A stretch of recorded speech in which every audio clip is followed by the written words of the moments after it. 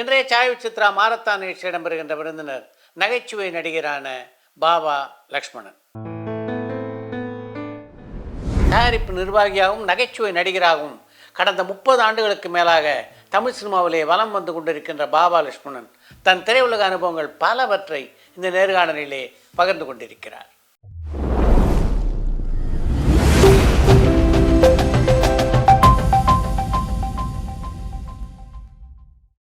வணக்கம். வணக்கம் சார். சினிமாவில் நீங்களும் பல துறைகளில் வலம் வந்துட்டீங்க. நிஜமாகவே சினிமா மேலே ஆர்வம் இருந்ததா இல்லை தற்செயலாக இந்த வாய்ப்பு அமைஞ்சுதா? தற்சயமாக இல்லாமல் அமைஞ்சது தான். பேரனு கனவுலாம் கிடையாது. மதுரையில் மீனாட்சி அம்மன் கோயில் வாசலில் ஷூட்டிங் நடந்துருந்துச்சு. அந்த ஷூட்டிங் வேடிக்கை பார்க்க போயிருந்தேன். அப்போ நான் எனக்கு ஒரு 7 வயசு இருக்கும். அப்போ வந்து அங்கே ஒரு பெரிய ஒரு கண்ணாடி போட்டவர் வந்து தம்பி இங்கே வாடா அப்படின்னாரு. கிட்ட போனேன். தம்பி எங்கள் படத்தில் நடிக்கிறியா அப்படின்னாரு. எங்கள் வீட்டில் கேளுங்கன்னாரு. வந்து கேட்டாங்க. அந்த டைரக்டர் வந்து திருமலை மகாலிங்கம், மெட்ராஸ் ஸ்ட்ரீட், பாண்டிச்சேரி பண்ணவங்க. அவங்க உயிரோவியம்னு ஒரு படம் எடுத்தாங்க. இன்றைக்கி பிரபல டான்ஸ் மாஸ்டர் சின்னி பிரகாஷ் தான் அந்த படத்துக்கு ஹீரோ. அந்த சின்னி பிரகாஷ் கூட சின்ன பையன் ஃப்ரெண்ட்ஸ்லாம் கூட இருப்பாங்க. ராஜ்கபூர் சார் படங்கள்லாம் வருவாங்களா அந்த மாதிரி அதில் நான் வந்து சிலமட்டில் நடித்தேன். அந்த படத்தில் வந்து பிஜி கணேசன் ஒருத்தர் நடிக்க வந்தார். அவரோட நட்பு கிடச்சி.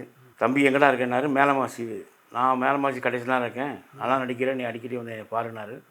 அவர் வந்து காங்கிரஸ்காரர், தலைவரும் கூப்பிடுவோம். அவர் அப்படி பார்த்துக்கிட்டு இது ஒரு நாள் வந்து மெட்ராஸ்லேருந்து ஒரு டைரக்டர் விடாது, நான் அவர்கிட்ட அறிமுகப்படுத்தி விட்றேன், அடிக்கடி அவரை பார்த்துக்க, அவர் நல்ல வாய்ப்பு தருவார்னாரு. அவர் தான் கிருபா சங்கர். அவர் செல்லம்மா எல்லா பேர் நைனான்னு கூப்பிடுவாங்க. நடிகர் பாண்டியனோட ஜெயராம் ஹோட்டலில் தங்கியிருந்தார். நான் கூப்பிட்டு போய் பார்த்தோன்னே அவர் அடிக்கடி வரும்போது பார்ப்போம். அப்புறம் 9th முடித்து ஃபெயில் ஆகிட்டேன். அப்போ வீட்டில் இருந்தேன். இப்போ 9ஆ வந்தார், தலைவர் வந்தார் விஜய் கணேசன். வந்து என்னை கூப்பிட்டு போனார். டேய் உன்னை மாதிரி பசங்க தான்டா பாரராஜா தேடிட்டு இருக்காரு, பெட்டி போய்க்கெல்லாம் எடுத்துகிட்டு வாடானாரு. ஆமாம், முதல் 9ஆ வந்து என்னை ஃப்ளைட்லாம் கூப்பிட்டு வந்தார் மெட்ராஸ்க்கு. ஃப்ளைட்டில் கூப்பிட்டு வந்து பாம்பு ரோட்டில் ரூம் போட்டு பானு பூஜாவில் போய் ட்ரெஸ்லாம் எடுத்துகிட்டு எல்லைமன் காலையில் பாரராஜா சார் ஆஃபீஸ் கூப்பிட்டு போனார். ஒரு மாலை ஒரு எலுமிச்சம்பழம் வாங்கிட்டு போனோம். அப்போ ஜெயராஜ் சார் இருந்தார். நைனா பையன் நல்லா தான் இருக்கான், அண்ணன் இப்போ வந்துடுவார்னாரு. உடனே பாரதி சார் வந்தார். அவருக்கு மாலையை போட்டு எலுமிச்சம் கொடுத்து, நைனா பையன் நல்ல பையன் ஆகான், ஐயர் பையன் மாதிரி தான் இருக்கான், ரொம்ப சின்ன பையனாக இருக்கான், எதுக்கு ஒரு 3 நாள் வெயிட் பண்ணுங்கன்னாரு. அப்புறம் 3 நாள் பாம்பூரில் வெயிட் பண்ணியிருந்தேன். 3ஆம் நாள் வந்து கார்த்திக் கிடச்சிட்டாரு. கார்த்திக் கிடச்சின்னா அவர் அதில் ஹீரோ ஆகிட்டார். அதான் அழகிரோட படம். அப்போ நைனா கேட்டார், அந்த 5 பசங்க ஃப்ரெண்ட்ஷிப்பில் ஏதாவது போட்டுங்கன்னாரு. இல்லை நைனா அவங்கள ஏற்கனவே செலக்ட் பண்ணிட்டேன் அப்படின்னாரு. அப்படியே அந்த இது இருந்துச்சு. அப்புறம் பாம்பூரோட தங்கியிருந்தேன். நான் ஊருக்கு போயிட்டு வரேன், மதுரைக்கு வந்தேன். ஃப்ரெண்ட்ஸு எல்லாம் சொந்தக்காரெலாம் கிண்டல் பண்ணாங்க, பாரராஜா நடிக்க போகிறேன்னு சொல்லி ஏமாற்றிட்டு அப்படின்னாங்க. உங்களுக்கு எப்படி இருந்தது அந்த வாய்ப்புக்கு வரி போன போது? எனக்கு சங்கடமாக இருந்துச்சு.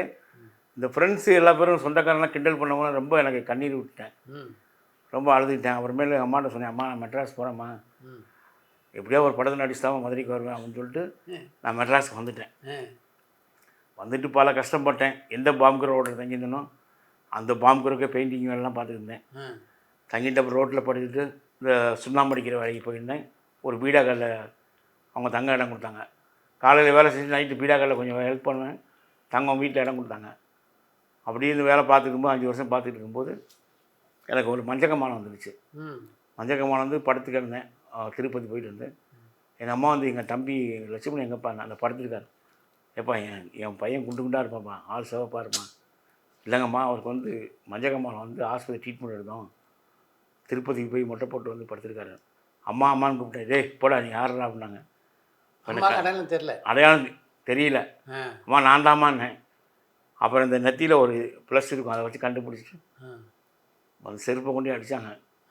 அடிச்சுட்டு ஆட்டோவில் ஏறுறாங்க. நேராக வந்து மதுரைக்கு ட்ரெயினில் டிக்கெட் பண்ணி கூப்பிட்டு வந்துட்டாங்க. அப்புறம் அப்படியே இருந்தேன். எனக்கு மனசுக்குள்ளே ஒருத்தலாக இருந்துச்சு, நான் எப்படியாவது மெட்ராஸ் போகணுமானேன். சரிடா, நம்ம அழகர் பில்டிங் கான்ட்ராக்ட்லாம் செய்கிறாரு, அவர்கிட்ட சூப்பர்வைசராக வேலை பார்த்துக்கிட்டு அப்படி சான்ஸ் தர்றேன் நான். அப்படி மெட்ராஸ்க்கு வந்து எங்கள் மாமாட்ட சேர்த்தாங்க. ஞாயிற்றுக்கிழமை சான்ஸ் கேள்றா அப்படின்னாரு. எங்கள் மாமா ஒரு டிவி சுற்றி வாங்கி கொடுத்தாரு. அந்த சந்தர்ப்பத்தில் தான் கிருபாசங்கரோட வளர்ப்பு பையன் ராஜேந்திரகுமார், அவருக்கு வந்து பிரிவோம் சந்திப்போம் ஒரு படம் பூஜை போட்டார். அந்த பூஜைக்கு வந்துருந்தார். அந்த பூஜைக்கு போனேன். ஏவிஎம் நடந்துச்சு. அந்த படத்தில் ப்ரொடக்ஷன் வேலையும் பார்த்துக்கிட்டு நடிக்கவும் செஞ்சேன். அந்த படத்தில் விக்ரம் சார் ஃபஸ்ட்டு சினிமாக்குள்ளே என்ட்ரி. ஆமாம். அது என்ட்ரி ஆகும்போது அவர் பேர் சுப்பிரமணி. இப்போ ராஜகுமார் சொன்னார், சுப்பிரமணி லட்சுமணன் நல்ல பையன், நீ டைரக்டரானா அவனை வச்சுக்காமனார்.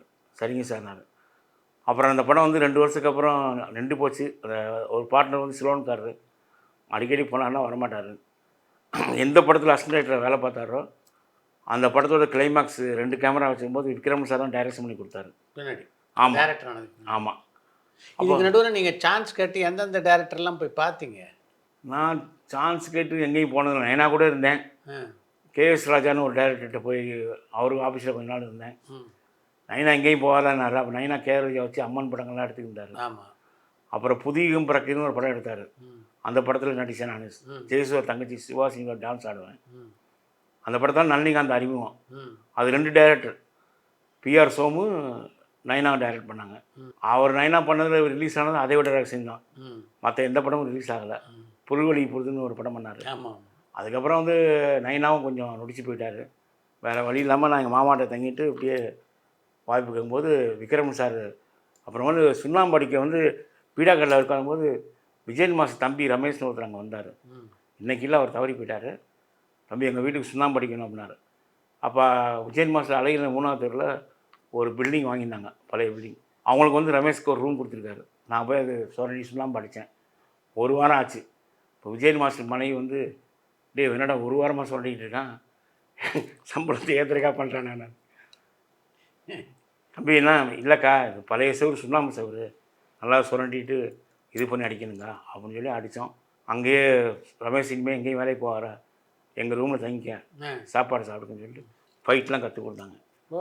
நான் ஸ்டண்டி சிவா, பீட்ரிகன் தங்கச்சிலாம் ஒன்றா கற்றுக்கிட்டோம். அங்கே ஒரு காலி இடம் இருக்குது மாஸ்டர் இடத்துல, அதில் கற்றுக்கிட்டோம். அப்புறம் மாஸ்டர் வந்து ஃபாலிங்கெலாம் நல்லா பண்ணுறான், உன்னை ஃபைட்டர் ஆக்கிடுவோன்னு சொல்லிட்டு மாஸ்டர் வந்து அவர் வீட்டுக்கு கூட்டிட்டு போயிட்டார். மாஸ்டர் வீட்டில் இருந்தேன் ஒரு 3 வருஷம். அந்த பிள்ளைங்கள்லாம் பாசமாக இருந்தாங்க. இப்போ மாஸ்டர் வந்து எனக்கு கால் எடுக்கிறதுக்காக பேபி பிலிப்ஸ்னு ஒருத்தர் ஜிம்னாஸ்டிக் கற்றுக்கிட்டேன்.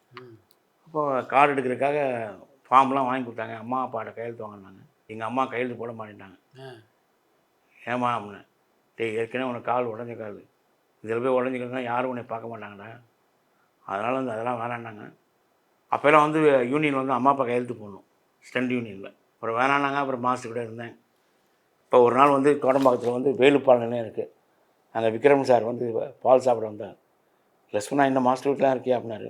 நாளைக்கு காலையில் அங்கே எத்தனை மணிக்கு வேலை முடியும் சார், நீங்கள் சொன்னீங்கன்னா வந்துடுறேன் சார், அக்காட்ட சொன்னால் விட்டுருவாங்க சார். சார் நாளைக்கு காலையில் நீ ஒரு 7 மணிக்கு வா, காளியாம்பல் கோயில் போவோம் அப்படின்னாரு. அப்போ 7 மணிக்கு டைரக்டர் போய் பார்த்தேன் குமரங்காணியில். மவுண்ட் மூர்த்தின்னு ஒருத்தர் இருக்கார். அவர் நானும் டைரக்டர் காளியாம்பல் 3 பேர் போகிறோமே அப்படின்னாரு. ஆட்டோ டிரைவர் சேர்த்துங்க 4 பேருன்னாரு. நேராக காளியாம்பல் கோயில் போய் சாமி கும்பிட்டுட்டு புது வருஷத்து ஸ்கிரிப்டை வச்சுட்டு சௌத்ரி சாருக்கு வந்தோம். ஹிந்தி பிரச்சார சபா. டைரக்டர் என்ன ஒரு 10 நிமிஷம் சொல்லுவேன்னாரு. டைரக்டர் கதை சொல்ல ஆரம்பித்தார். 1.5 மணி நேரம் ஆச்சு. சௌத் சார் ரொம்ப பிடிச்சி போய் அங்கேயே கைத்தட்டு விக்ரம் சார் கட்டி பிடிச்சார்.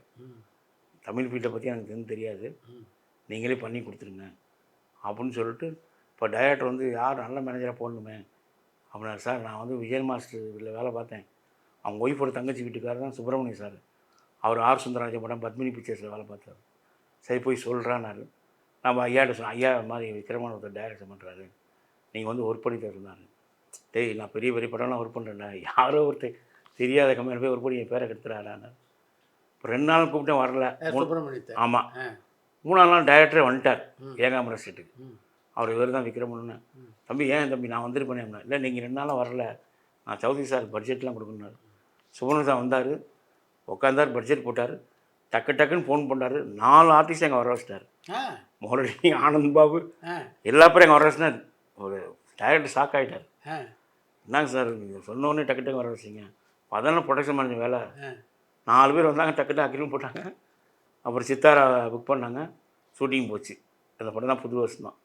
அந்த படத்தில் நான் ஒர்க் பண்ணல, ஆனால் ஒரு சீன் நடிச்சிருப்பேன். நடிச்சிட்டு டைரக்டர் கூட அப்படியே டைரக்டர் தம்பி மாதிரி வச்சுருந்தார். அந்த படத்தில் ஒர்க் பண்ணிங்களா? ப்ரொடக்ஷனில் இல்லை? ப்ரொடக்ஷனில் இல்லை, அது வந்து நடித்தேன். டைரக்டர் கூட உட்காந்து டைலாக்கெல்லாம் காப்பி பண்ணி கொடுப்பேன், கையெழுத்து நல்லா இருக்கனால. இப்போ டைரக்டர் வந்து லட்சுமணா எங்கள் வீடு வேறு வீடு பாருனார். ஒரு சிங்கிள் பெட்ரூம் வீடு பார்த்து அங்கே தங்கியிருந்தோம். அப்புறம் பெரும்புலி வந்தோடனே டேரக்டர் எனக்கு கால் எடுத்து கொடுத்தாரு. ம். அப்படியே நடிக்கவும் மேனேஜராக வேலை பார்த்துட்டு எந்த படம் முதல்ல நீங்கள் மேனேஜராக வேலை பார்த்து? பெரும்புள்ளி. பெரும்புள்ளி. ஆமாம். தனியாக நீங்கள் தான் மேனேஜரா? இல்லை 3 ஆனந்த்னு ஒருத்தர் இருந்தார். ஆ. கூட சேர்ந்து நான் அசிஸ்டண்ட் கேஷியர் மாதிரி பண்ணியிருந்தேன். ம். எப்படி இருந்தது மேனேஜராக பணியாற்றி அனுபவம்? மேனேஜராக பணியாற்றுறது இந்த காலத்து மேனேஜருக்கு ஈஸி. வாட்ஸ்அப் இதுன்னு சொல்லி அனுப்பிச்சி விட்றாங்க. ஒரு டிக்கெட் போனால் கூட அனுப்பிச்சி விட்றாங்க. அப்போல்லாம் வந்து நாங்கள் டிக்கெட் போட்டு அவங்கள வீட்டில் பிக்கப் பண்ணி ட்ரெயின் ஏற்றி மூவ் பண்ண பிறகு தான் ஒரு திருப்தி அடைவோம். அப்போ வேலை ரொம்ப கஷ்டம். இப்போ தான் ஈஸியாக இருக்குது. பெரும்புள்ளியில தான் பாபு வந்து முக்கியமான கதாபாத்திரம் பண்ணார். மறக்கக்கூடிய மனுஷன். அவர் மாதிரி இங்கிலீஷ்லாம் பேச முடியாது. ரொம்ப அருமையாக பேசுவார். சுமாரங்கனத்தெல்லாம் வந்து பேசினோடனே வேடிக்கை பார்த்துட்டே இருப்பாங்க. அவர் அங்கே நடிச்சுக்கிருந்தார். அந்த நேரத்தில் அவருக்கு டக்குன்னு ஒரு 10 படம் புக் ஆயிடுச்சு. அந்த நேரத்தில் வந்து மனசார வாழ்த்துங்கன்னு சொல்லிட்டு ஜெகன் முருகதாஸ் கூட இருக்கார். அந்த படம் பண்ணார். ஒரு சிலோன் ப்ரொடியூசரு. மாடக்குள ரவி ஃபைட் மாஸ்டரு. அது வேணாங்க மாஸ்டர், வேணாங்க பாபு, ரிஸ்கானது. ஏன்னா அவர் ட்ரிங்க்ஸ் சாப்பிட்டே இருப்பார். ஆமாம். யாருக்கும் தெரியாது. டே மணி அப்படிம்பார். ஃப்ளாஸ்க் கொண்டுருவான்.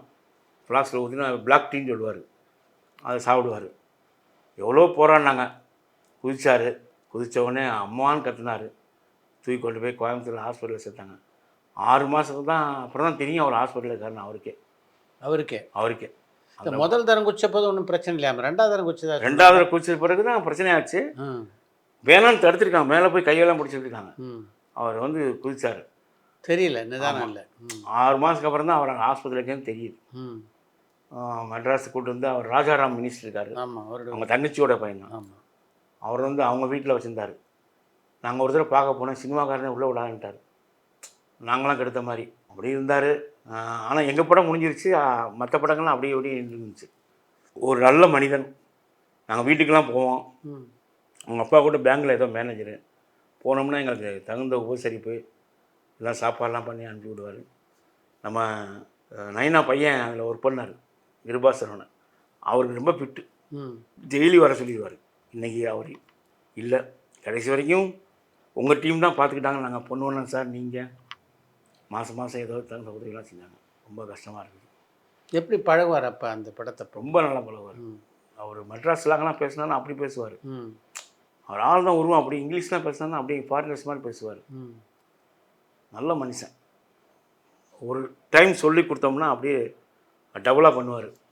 சில நேரத்தில் கேட்பார், சார் டைலாக் சேர்த்துக்கலாமா சார்? சேர்த்துங்க பாபுன்பார். டைரக்டர் ரொம்ப பிடிச்சி போச்சு. அவரை புக் பண்ணவுடனே 10-15 படம் வரிசையாக புக் பண்ணிட்டாங்க.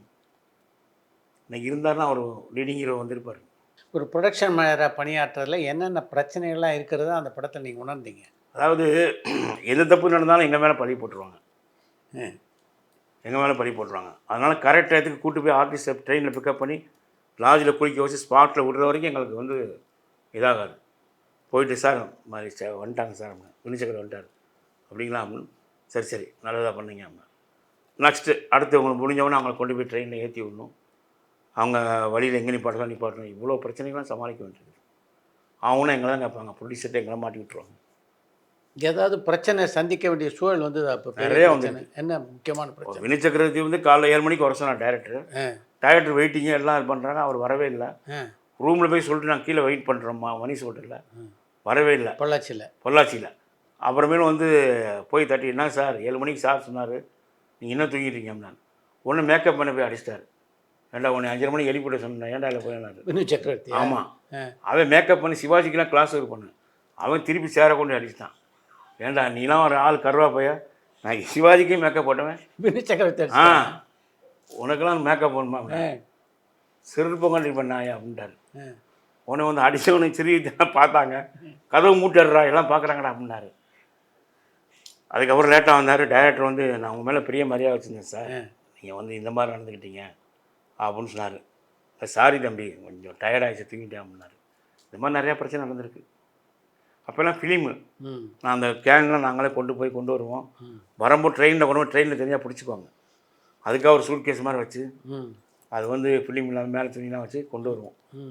வந்து லேபில் கொடுக்குற வரைக்கும் எங்களுக்கு நிம்மதி இருக்காது. கரெக்ட். அதை கொடுத்து டெவலப் ஆகிற வரைக்கும் எங்களுக்கு இதாகும். முதல் படம் மிகப்பெரிய வெற்றி விக்ரமனுக்கு. பெரும்புள்ளி சரியாக போகலை. எப்படி இருந்தது அப்போ அவருடைய? ரொம்ப கஷ்டப்பட்டோம். அதாவது புதுவர் சைட்டான வீடு வாங்கிட்டார் கல்லா பிளாட்டில். வீடு வாங்கிட்டு அதாவது பிறவிலே பெரிய கோடீஸ்வரன். ஆமாம். கோடீஸ்வரன் இருந்து கஷ்டப்பட்டார். ம். வீட்டில் 5 பைசா கேட்க மாட்டார். ஆ. புது வருஷம் ரிலீஸ் ஆனதுக்கப்புறம் தான் தெரியும் நம்ம பையன் தான் விக்ரமன் சொல்லி அவங்க வீட்டுக்கு. அப்புறம் பணமெல்லாம் வாங்கவே மாட்டார். ரொம்ப கஷ்டப்பட்டு பொறுமையாக இருந்தார். ம். அப்புறம் பொள்ளாச்சியில் அசோகன் லோக்கல் மேனேஜர். ம். சார் என்னட்ட கொஞ்சம் காசு இருக்குது சார், ஒரு படம் பண்ணலான்னு சொல்லி முரளியை வச்சு பூஜை போட்டோம். முரளி கடைசி நேரத்தில் இன்னும் லோக்கல் மேனேஜர் இவன்ட்ட போய் எப்படி காசு கிடைக்காதுன்னு சொல்லிட்டு முரளி அவாய்ட் பண்ணிட்டார். படம் நடிக்கலை. நடிக்க மாட்டேன்ட்டார். ஆ. அப்புறமேல் டைரக்டர் வந்து அருணாச்சல் தான் முரளிக்கு டேட்டு பார்த்துட்டார். அவர் போய் சொன்னார், சார் வாங்க சார், டைரக்டர் ஃபஸ்ட்டு படம் உங்களுக்கு இட்டு கொடுத்தாரு, நான் கஷ்டப்படுறாரு, பண்ணுங்கள் சார், கூட அவன் வேலையை போடுறான்ட்டார். உடனே ஆனந்த் பாபு சார் ஃபோன் போட்டார். அப்போல்லாம் லேண்ட்லைன் தான். உடனே வந்துட்டார் ஆனந்த் பாபு. வந்தவொடனே டக்குன்னு ஷூட்டிங் ஆரம்பித்தோம். அந்த பரங்கி மலைக்கு மேலே செட்டு போட்டோம். ம். ஷூட்டிங் ஆரம்பித்து நல்லபடியாக முடிஞ்சிச்சு. கடைசியில் ரிலீஸ் பண்ணுறதுக்கு ரொம்ப தடுமாற்றமாக இருந்துச்சு. அதான் சவுதி சார்கிட்ட பணம் கொடுத்து இப்போ சவுதி சார் ரிலீஸ் பண்ணார். இன்றைக்கி கூட ரைட்ஸ் அவர்கிட்ட தான் இருக்குது. ம். ஆனால் அந்த படம் நல்லா போச்சு. நல்லா போச்சு. சவுதி சார் ரொம்ப ஹாப்பி. ம். அதில் தான் சிற்பிக்கு நீங்கள் வாய்ப்பு வாங்கி கொடுத்தீங்களா? ஆமாம், சிற்பி சார் வந்து விக்ரமன் சாரை பார்க்க வருவார் ஆ. வேளாளர் ஸ்ட்ரீட்டில். ம். பார்க்க வரும்போது அவர் டைரக்டர் போன பிறகு ஒரு பக்கெட் வச்சு பாட்டு பாடுவார். ம். பாட்டு பாடிட்டு இருப்போம். நான் கேசட்டில் ரெக்கார்ட் பண்ணி வச்சுருந்தேன். இப்போ டைரக்டர் வந்து சிற்பி சார் வருவார், நாங்கள் சமைச்சு சாப்பிடுவோம். ஏன்னா டைரக்டர் போனாலும் ஈவினிங் தான் வருவார்.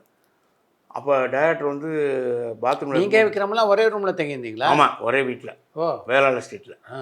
இப்போ டைரக்டர் பாத்ரூம் போது அந்த கேசட் போட்டேன். செந்தமிழில் சொல்ல எடுத்து நான் பாட்டு பாடவா கேட்டார். ஐயோ என்ன என் கேசட்டு புதுசாக இருக்குன்னாரு. சார் சிற்பி சார் பாடினார், ரெக்கார்ட் பண்ணியிருக்கேன், போடியா போடியானார். 5 இதில் போட்டார். சிற்பி வந்து உட்கார வையானார். சிற்பி சார் வந்தேன். டைரக்டர் வந்தார். இந்த இதான் போட்டு காமிச்சேன். இந்த தேவார பாட்டு என் காதோரம் கேட்டு அவர் ரொம்ப ஃபீல் பண்ணிட்டார். அவங்க ஒன்று சிற்பி வாங்க அவங்களாம் தேடிக்கிந்தேன். இப்போ ஒரு படம் நான் பேசுகிறப்பெல்லாம் பண்ணுறேன், நீங்கள் தான் மியூசிக் பண்ணுறீங்க, கம்போசிங் வச்சுக்கலாம்னு சொல்லிட்டு பாட்டு பண்ணார். ஆமாம், அந்த பாட்டு தேவார பாட்டு. அந்த பாட்டு தான் ஏழே இளங்கிரி எனக்காலாம் பெரிய ஹிட்டாச்சு. ஜெயசுதாஸ் வந்து பாடினார். ஜெயசுதாஸ் காசே வாங்க வாங்கிட்டார். அப்படியா? ஆமாம். ஏன்னா வந்து டைரக்டரோட சொந்தக்கார அழகிரி மாமான்னு ஒருத்தர் இருக்கார். அவர் ஜெயசுதாஸோட பெஸ்ட் ஃப்ரெண்டு, கச்சேரியெல்லாம் நடத்துவார். சரி இவருக்கு 2ஆம் படம் ஃப்ளாப் ஆகி பண்ணுறாங்க, காசு வாங்க மாட்டார்.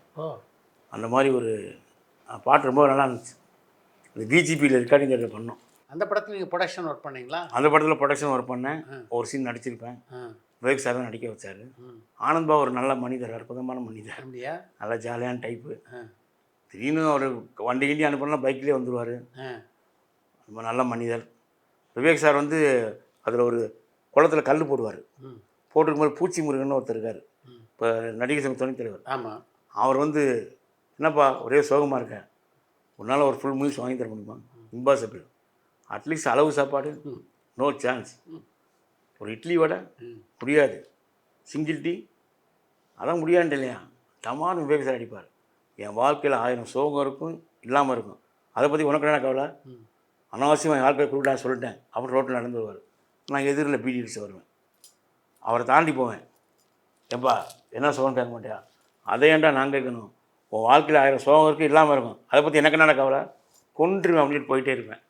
இந்த சீன் எடுக்கும்போது அவர் தான் விவேக் சார் தான் விக்ரமன் சார் சொன்னார், சார் இதில் சிம்மனை போட்டுக்கலாம் சார் அப்படின்னு சொல்லி. அதில் வந்து நடிப்பு ஏன் சோகமாக இருக்கேன்னு கேட்க மாட்டியா? நான் ஏன்டா கேட்கணும்? உன் வாழ்க்கை 1000 சோகம் இருக்கும், இல்லாமல் இருக்கும். அதை பற்றி எனக்கு என்னடா? அனாவசியமாக என் வாழ்க்கையில் குறிக்கிடாதா சொல்லிட்டேன். பினு சக்கரவர்த்தியோட அந்த படத்தில் பிரச்சனை, அந்த மாதிரி ஆனந்த் பாபு படத்தில் ஒன்றும் பிரச்சனை இல்லையா? இல்லை இல்லை, அதே சிக்கனமாக எடுத்தோம், ஒரு பிரச்சனையும் கிடையாது. மோகினி நல்ல மேடம், அவங்க கரெக்டாக இது வந்துடுவாங்க நல்லபடியாக.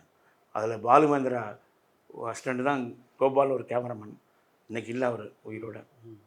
அது வந்து அசோக் வந்து என்ன பண்ணுவார்னா, அங்கே லோக்கல் மேனேஜர் ஆகும்போது இந்த ராவுத்தர் ஃபிலிம்ஸு, இவங்க அம்மாகரி சிவா படம்லாம் நடக்கும்போது சின்ன சின்ன பிட்டு ஃபிலிம் இருக்கும்.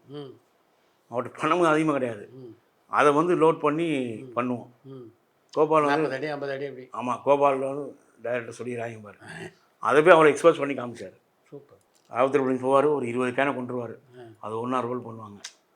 அது பார்த்த படம் பார்த்தீங்கன்னா அந்த மாதிரி தெரியவே தெரியாது. இதுக்கப்புறம் வேறு ஏதாவது படத்தில் ப்ரொடக்ஷன் மேனேஜர் ஒர்க் பண்ணீங்களா? கடைசி வரைக்கும் டைரக்டர் வானத்தை போல வரைக்கும் ஒர்க் பண்ணேன். நான் பேசுகிறேன் இப்போலாம், புதிய மன்னர்கள். அதுக்கப்புறம் வந்து ரோஜா கம்பெனிஸில் ஒரு படம் பூஜை போட்டாங்க, அது ட்ராப் ஆகிடுச்சு. அதுக்கப்புறம் தான் இது சூரிய வம்சம், வானத்தை போல எல்லாம் ஒர்க் பண்ணோம். ஏன் ரோஜா கமெண்ட்ஸ் ட்ராப் ஆகிடுச்சு இந்த படம்? கார்த்திக் வந்து முதல்ல கதையெல்லாம் கேட்டார் பாம்புக்குரில், ம் எல்லாம் ஓகேன்ட்டார். ம் அதுக்கு இளையராஜா தான் மியூசிக்கு. கடைசி அந்த கிளைமேக்ஸை மாற்றுங்கன்னாரு.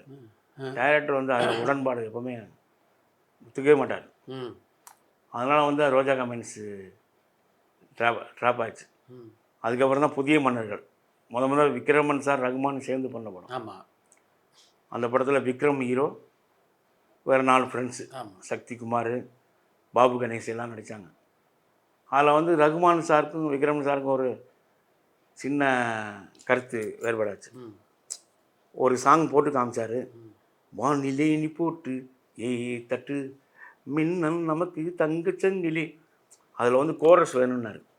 சார் நீங்கள் உங்கள் படம்லாம் பார்த்துருக்கீங்க, கோரஸ் நீங்கள் அதிகமாக யூஸ் பண்ணுறீங்க, இது அந்த பேட்டன் கிடையாது சார், எனக்கு கோரஸ் கன்ஃபார்மாக வேணும் அப்படின்னாரு. வேறு விக்ரமன். ஆமாம். போன ரகுமான் வந்து அந்த லோபன் ஒருத்தர் இருப்பார், அவர் இன்சார்ஜ் கோரஸ் ஆர்டிஸ்ட் ஒரு 10 பேர் வர சொல்லுங்க. இல்லை சார் யாருமே இல்லை, பிஸியாக இருக்காங்கண்ணா. சார் வீட்டில் யார் இருக்காங்கண்ணா? 2 ஆச்சரிய தொழுக வந்திருக்காங்க, தோட்டக்காரன் எல்லாரும் நிற்க வச்சு ரகுமான் பாடி காமிச்சார். ஏ ஏ ஏ ஏ ஏ அட ஏ ஏ ஏ ஏ ஏ அட ஏ ஏ அட ஏ ஏ 1 2 3 4 பஞ்ச் பண்ணார்.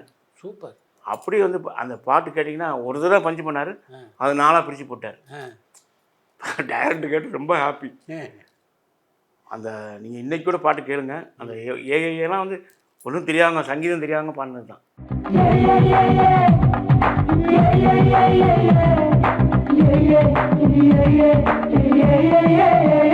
பயங்கர தைரியமான ஆள். அப்போ வந்து ஜிவி சார் ஒரு படம் பண்ணார், மே மாதம் ஒரு படம். அப்போ உட்காந்துருந்தோம், ஜிவி சார் வந்தோன்னே அவர், சார் வணக்கம் சார், சாங் கேட்கலான்னு வந்தேன். இவருக்கு வந்து சாங் ரெக்கார்ட் பண்ணல, மியூசிக் மட்டும் இருக்குது சார், ஒரு 2 ஹவர்ஸ் கழித்து வாங்க அப்படின்னாரு. ஓகே 2 ஹவர்ஸ் கழிச்சு வரேனார். ஜிவி சார் வந்தார். வந்தோடனே சாங் போட்டார், சிங்கர் கூட இல்லை, இன்சார்ஜ் பாட வச்சார். பல கட்டுமண்ணாக இருக்குது, அதுதான் யூஸரு. இந்த பாட்டு கேட்டுனேன், வாய்ஸ் ரொம்ப டிஃப்ரென்ஸாக இருக்குது, வேறு எதுவும் மாற்றினாங்க, இது வைங்கன்னாரு. அதுக்கப்புறம் அவர் பெரிய சிங்கர் ஆகிட்டார். அந்த மாதிரி துணிச்சல். ஒரு ஹரிகரன், ஒரு இவங்களாம் உதித் நாராயணங்களாம் வந்து இங்கே தமிழ் ஃபீல்டு கொண்டு வந்து அவர் தான். அவர் கொண்டு வந்த பிறகு இங்கே எஸ்பிபி மனசாருக்கெலாம் கொஞ்சம் வாய்ப்பு கம்மியாகிடுச்சு. அவங்களும் கொடுப்பாரு, பட் சில யார் எந்த பாட்டை பாடக்கூடாதோ அந்த பாட்டை பாடுவாங்க. புதிய மன்னரில் வந்து டிஎல் மகாராஜன் ஒருத்தர் வந்து ஒரு குத்துப்பாட்டு பாட வச்சிருப்பார், அந்த பாபு கணேஷ் ஆடுற பாட்டு, நீ கட்டு சேல மடிப்புலன்னா கசங்கி போனேன், அதை அப்படி ஆப்போசிட் வாய்ஸ் போடுவார். ஒரு பெரிய திறமசாலி, அதெல்லாம் சும்மா சொல்லக்கூடாது. அவர் வந்து இன்றைக்கி வந்து ஒரு இளையராஜாக்கு தாண்டி ஒரு பெரிய 3 அவார்டு வாங்கிக்க, ஆஸ்கார் வாங்கிக்கானா, பயங்கர திறமசாலி. அந்த படத்தில் இப்போ நீங்கள் அவரோட நல்லா நெருங்கி பழகிருக்கீங்களா? ரகுமான் சாருக்கு நாங்கள் வந்து கம்போசிங் நான்லாம் போயிருந்தேன். பிஷர்மன் போல ரூம் போட சொன்னார், 5ஆம் நம்பர். ஏன்னா அந்த பீச்சுக்கிட்டே இருக்கும் ரூம், போய் அடிக்கடி தொழுவார். டைரக்டர் சார், டைரக்டர் ஃபோன் பண்ணார், எப்போ வரேன்னு கேட்டார். டைரக்டர் நைட் 2 மணிக்கு வர சொல்லுங்க அப்படின்னாரு. என்ன சார் 2 மணிக்கு இவ்வளோ தூரம் ஒன்று? இல்லை டைரக்டர் ரூம் போட்டுருக்காங்க, தங்க வச்சுக்க. இப்போ வந்து தங்க நைட் 2 மணி தான் பாடி காமிப்பார். முதல்ல போய் ரூம் போட்டு கொடுத்தேன். அதுக்கப்புறம் போய் அந்த ரூம் போனால் சோபா கிடையாது, ஒன்று கிடையாது, மெத்த கிடையாது. ஒரு ரெக்கார்டிங் ஸ்டுடியோவே கட்டி வச்சுட்டாரு. ஒரு லாரி இன்ஸ்ட்ருமெண்ட்ஸ் வந்துச்சு. ஆமாம், ஒரு லாரி இன்ஸ்ட்ருமெண்ட்ஸு. ஒரு 4 நாள் எல்லா சாங் கம்போசிங் பண்ணிட்டு வந்துட்டோம். அப்போ 5ஆவது படம் நினைக்கிறேன் ரகுமான் சாருக்கு. ஆமாம். நிறைய பேர் சொன்னாங்க, பாரதிராஜ் சார் கிழக்கு சீமையில் போடும்போது எங்கள் ரகுமானுக்கெலாம் வந்து கிராமத்து வாடகை கிடையாதுங்க அப்படின்னாங்க. நான் பண்ணி வைக்கிறேன், அந்த பையன் பண்ணுவான், எனக்கு தெரியுமையா, அவன் கீபோர்டு வாசிக்கும் போது நான் உன்னிப்பாக கவனிப்பேன் அப்படின்னாரு. கிழக்கு சீமையில் ஓப்பனிங் மான் ஊத்து மந்தையில் கேட்டவனே எல்லா பேரும் அப்செட் ஆகிட்டாங்க. இது மாதிரி நம்ம யார்கிட்ட என்ன திறமை இருக்குன்னு சொல்ல முடியாது. இப்போ ரகுமான்கிட்ட கீபோர்டு வாசித்தவர் தான் ஆரி ஜெயராஜ். அவரை கொண்டு போய் ஒரு மஜ்னு ஒரு படத்தில் இது பண்ணாங்க. ஆனால் அந்த பேரை வந்து இவர் தட்டிட்டு போயிட்டார், கௌதம் வாசுதேவன் மின்னலை படத்துக்கு. அவரும் நிறையா படம் பண்ணிட்டார். சங்கர் சாரே அவர்கிட்ட படம் பண்ணார். ஆமாம். அவங்க அப்பா வந்து கிட்டாரிஸ்ட்டு ஜெயக்குமார்னு சொல்லிட்டு, அவர் பையன்தான். இன்றைக்கும் பிஸியாக தான் இருக்கார். இப்போ அங்கே வலசராக்கம் ஸ்டூடியோ அங்கே போயிட்டார். புதிய மன்னர்களும் பெருசாக போகல. அப்போ விக்ரமன் நீங்களும் என்ன பேசிக்குவீங்க? அவர் இது அஸ்ஸாமில் நடந்த நிகழ்ச்சி, இது மாணவர்கள்லாம் ஆட்சியை பிடிச்சாங்க, அதை மையமாச்சு எடுத்தார். படம் பெருசாக போகல, வருத்தப்பட்டார். ம் ஆனால் அதை வச்சு 2 படம் ஹிட் ஆச்சு. ம் ஒன்று கோ ம் ஸ்டூடெண்ட்ஸ். அதுக்கப்புறம் ஆமாம், முதல் ஒன்று கூட அந்த பேஸ் தான், ம் ஒரு ஸ்டூடெண்ட் இது பண்ணி. அதுக்கப்புறம் அப்படியே இருந்தார். சௌத்ரி சார் ஒரு நாள் வந்து ஈரோடு சொன்னார், சார் உங்களை சார் தேடிட்டு இருக்காரு சார் அப்படின்னா. போய் பார்த்தோம். பார்த்தோன்னே பூவே எனக்கு கதை சொன்னார். நான் விஜய்கிட்ட போய் சொல்கிறேன் சார் நான். ஓ விஜய்னா இப்போ வந்து இல்லை சார், அந்த பையன் பெரிய டேலண்ட்டு, நீங்கள் எழுதி வச்சுங்க, ரஜினிக்கு அடுத்து அந்த பையன் தான் இருப்பான் சார். ஓ அப்போவே அப்போவே சொல்லிட்டார். ஆ பூவனக்கா ஷூட்டிங் நாங்கள் போனோம், நாகர்கோவிலில் ஆ ஷூட்டிங்லாம் எடுத்தோம். அந்த பத்மநாபபுரம் ஏரியாவில் ஆ முத படம் எடுத்தது நாங்கள் தான். ம் அங்கே வந்து ஃபுல்லாக இந்துஸ் தான், ஒரு கிறிஸ்டின் முஸ்லீம் கிடையாது. ஆக்சுவலாக விஜய் கிறிஸ்டின்னு, அவங்க விஜய்ங்கனால அவங்க விட்டாங்க. அப்புறம் அசண்டர் ஷாஜகான்லாம் சொன்னாங்க, சார் நீங்கள் வந்து உங்களுக்காக மரியாதை கொடுத்து இங்கே விடுறோம், சப்போஸ் முஸ்லீம்லாம் கூட பேர் சொல்ல வேணாம் அப்படின்னு. பத்மநாப பிரசில் 22 நாள் எடுத்தோம். அப்போயே டைரக்டர் வந்து அவர் நடிப்பெல்லாம் பார்த்துட்டு ரொம்ப பாராட்டினார். எஸ்சிசியில் சொன்னார், சார் உங்கள் பையன் இந்த படத்துக்கு அப்புறம் பெரிய ஆளாக வருவான், ம் எழுதி வச்சுங்கன்னாரு. ம் நீங்கள் மெட்ராஸில் நான் கிளைமாக்ஸ் எடுப்பேன், நீங்கள் வந்து பாருங்கன்னாரு.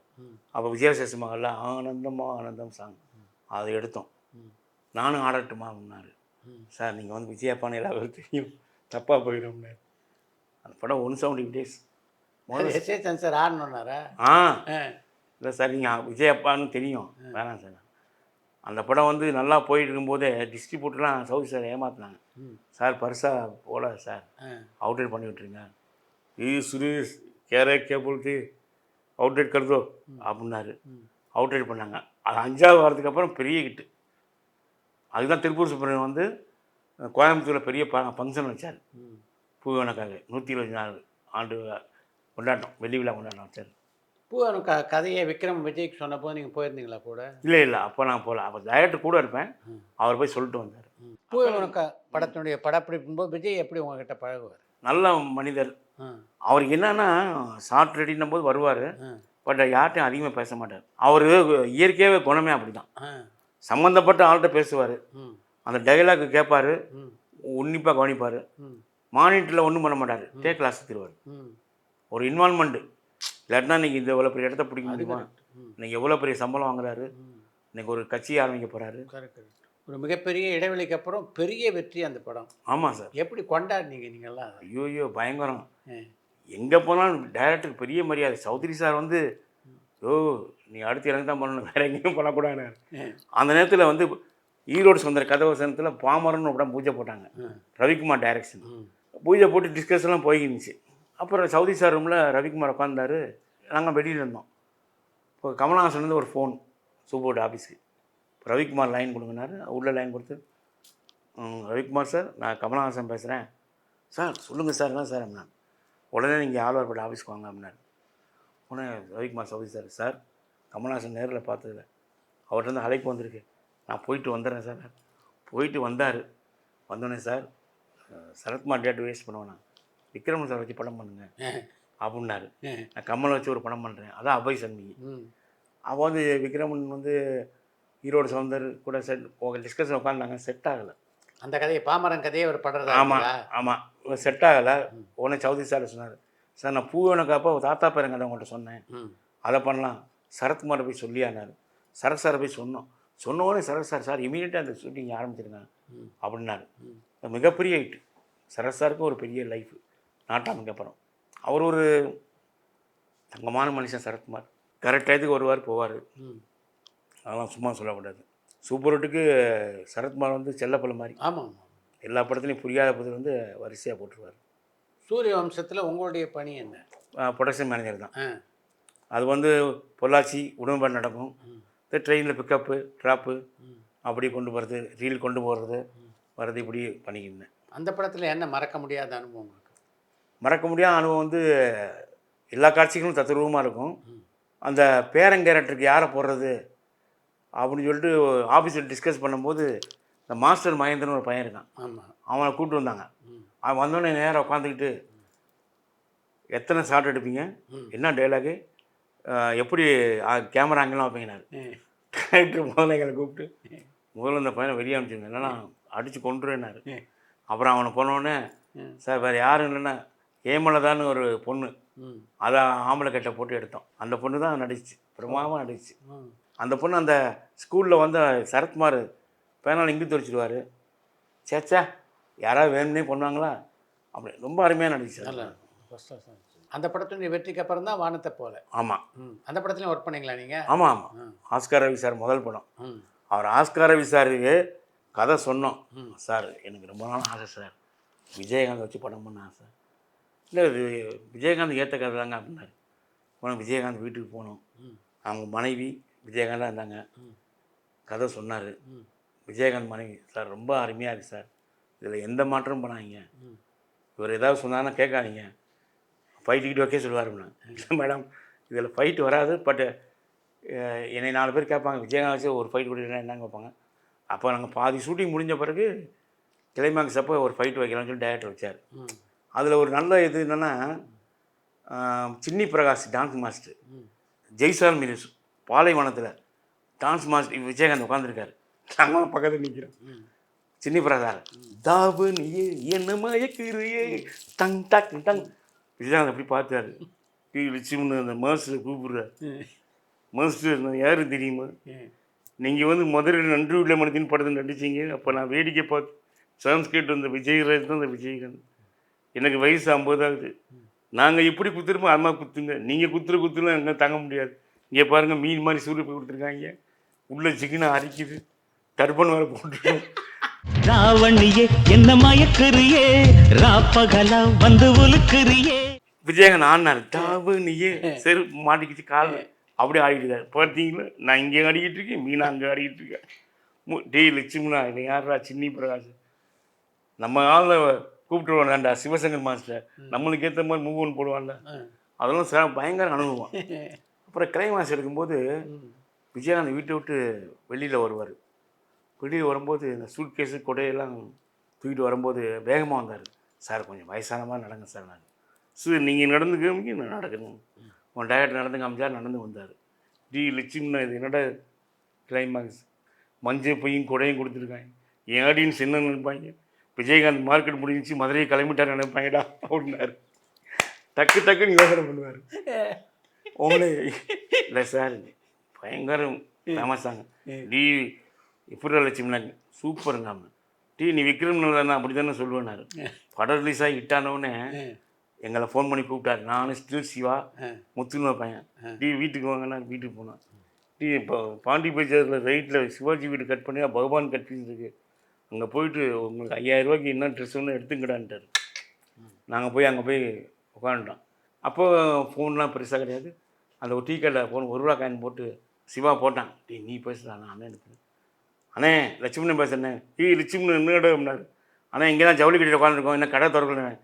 அறிவிட்ட வெண்ணீங்கள என்ற அறிவியில் மதுரைக்கார புத்தியை காமிக்கிறீங்களே, முதல் கிளம்பி வாங்கடா. என்ற கடையே திறக்கல, என்ன ஊதுபத்தி கூதத்தில் போய் வாங்க நிற்கிறீங்களே, வாங்கடான்ட்டார். வீட்டுக்கு போனேன். கண்டபடி திட்டினார் ராஜேந்திரன். இவங்களுக்கு என்ன அளவு எடுத்து இவங்க ட்ரெஸ் எடுத்து கொடுத்துருங்க, போங்களா வீட்டுக்கு போங்களான்ட்டார். மாதிரி ஒரு ரொம்ப அருமையான மனிதர். கடைசியாக ஒரு பிறந்தநாள், அவர் சாவுறதுக்கு முன்னாடி ஒரு பிறந்தநாள் போயிருந்தேன். காலெலாம் பார்த்தாரு. ஒரு 10,000 ரூபா பணம் கொடுத்துட்டு பார்த்துக்கிட்டாம்னாரு. நீ ஏதாவது பணம்னா என் மனைவிட்ட வந்து கேட்டு வாங்கிக்கிடாம்னாரு. எல்லா பேருக்கும் பிடிக்கும். விஜயகாந்த் பிடிக்காத ஆள் யாரும் இல்லை.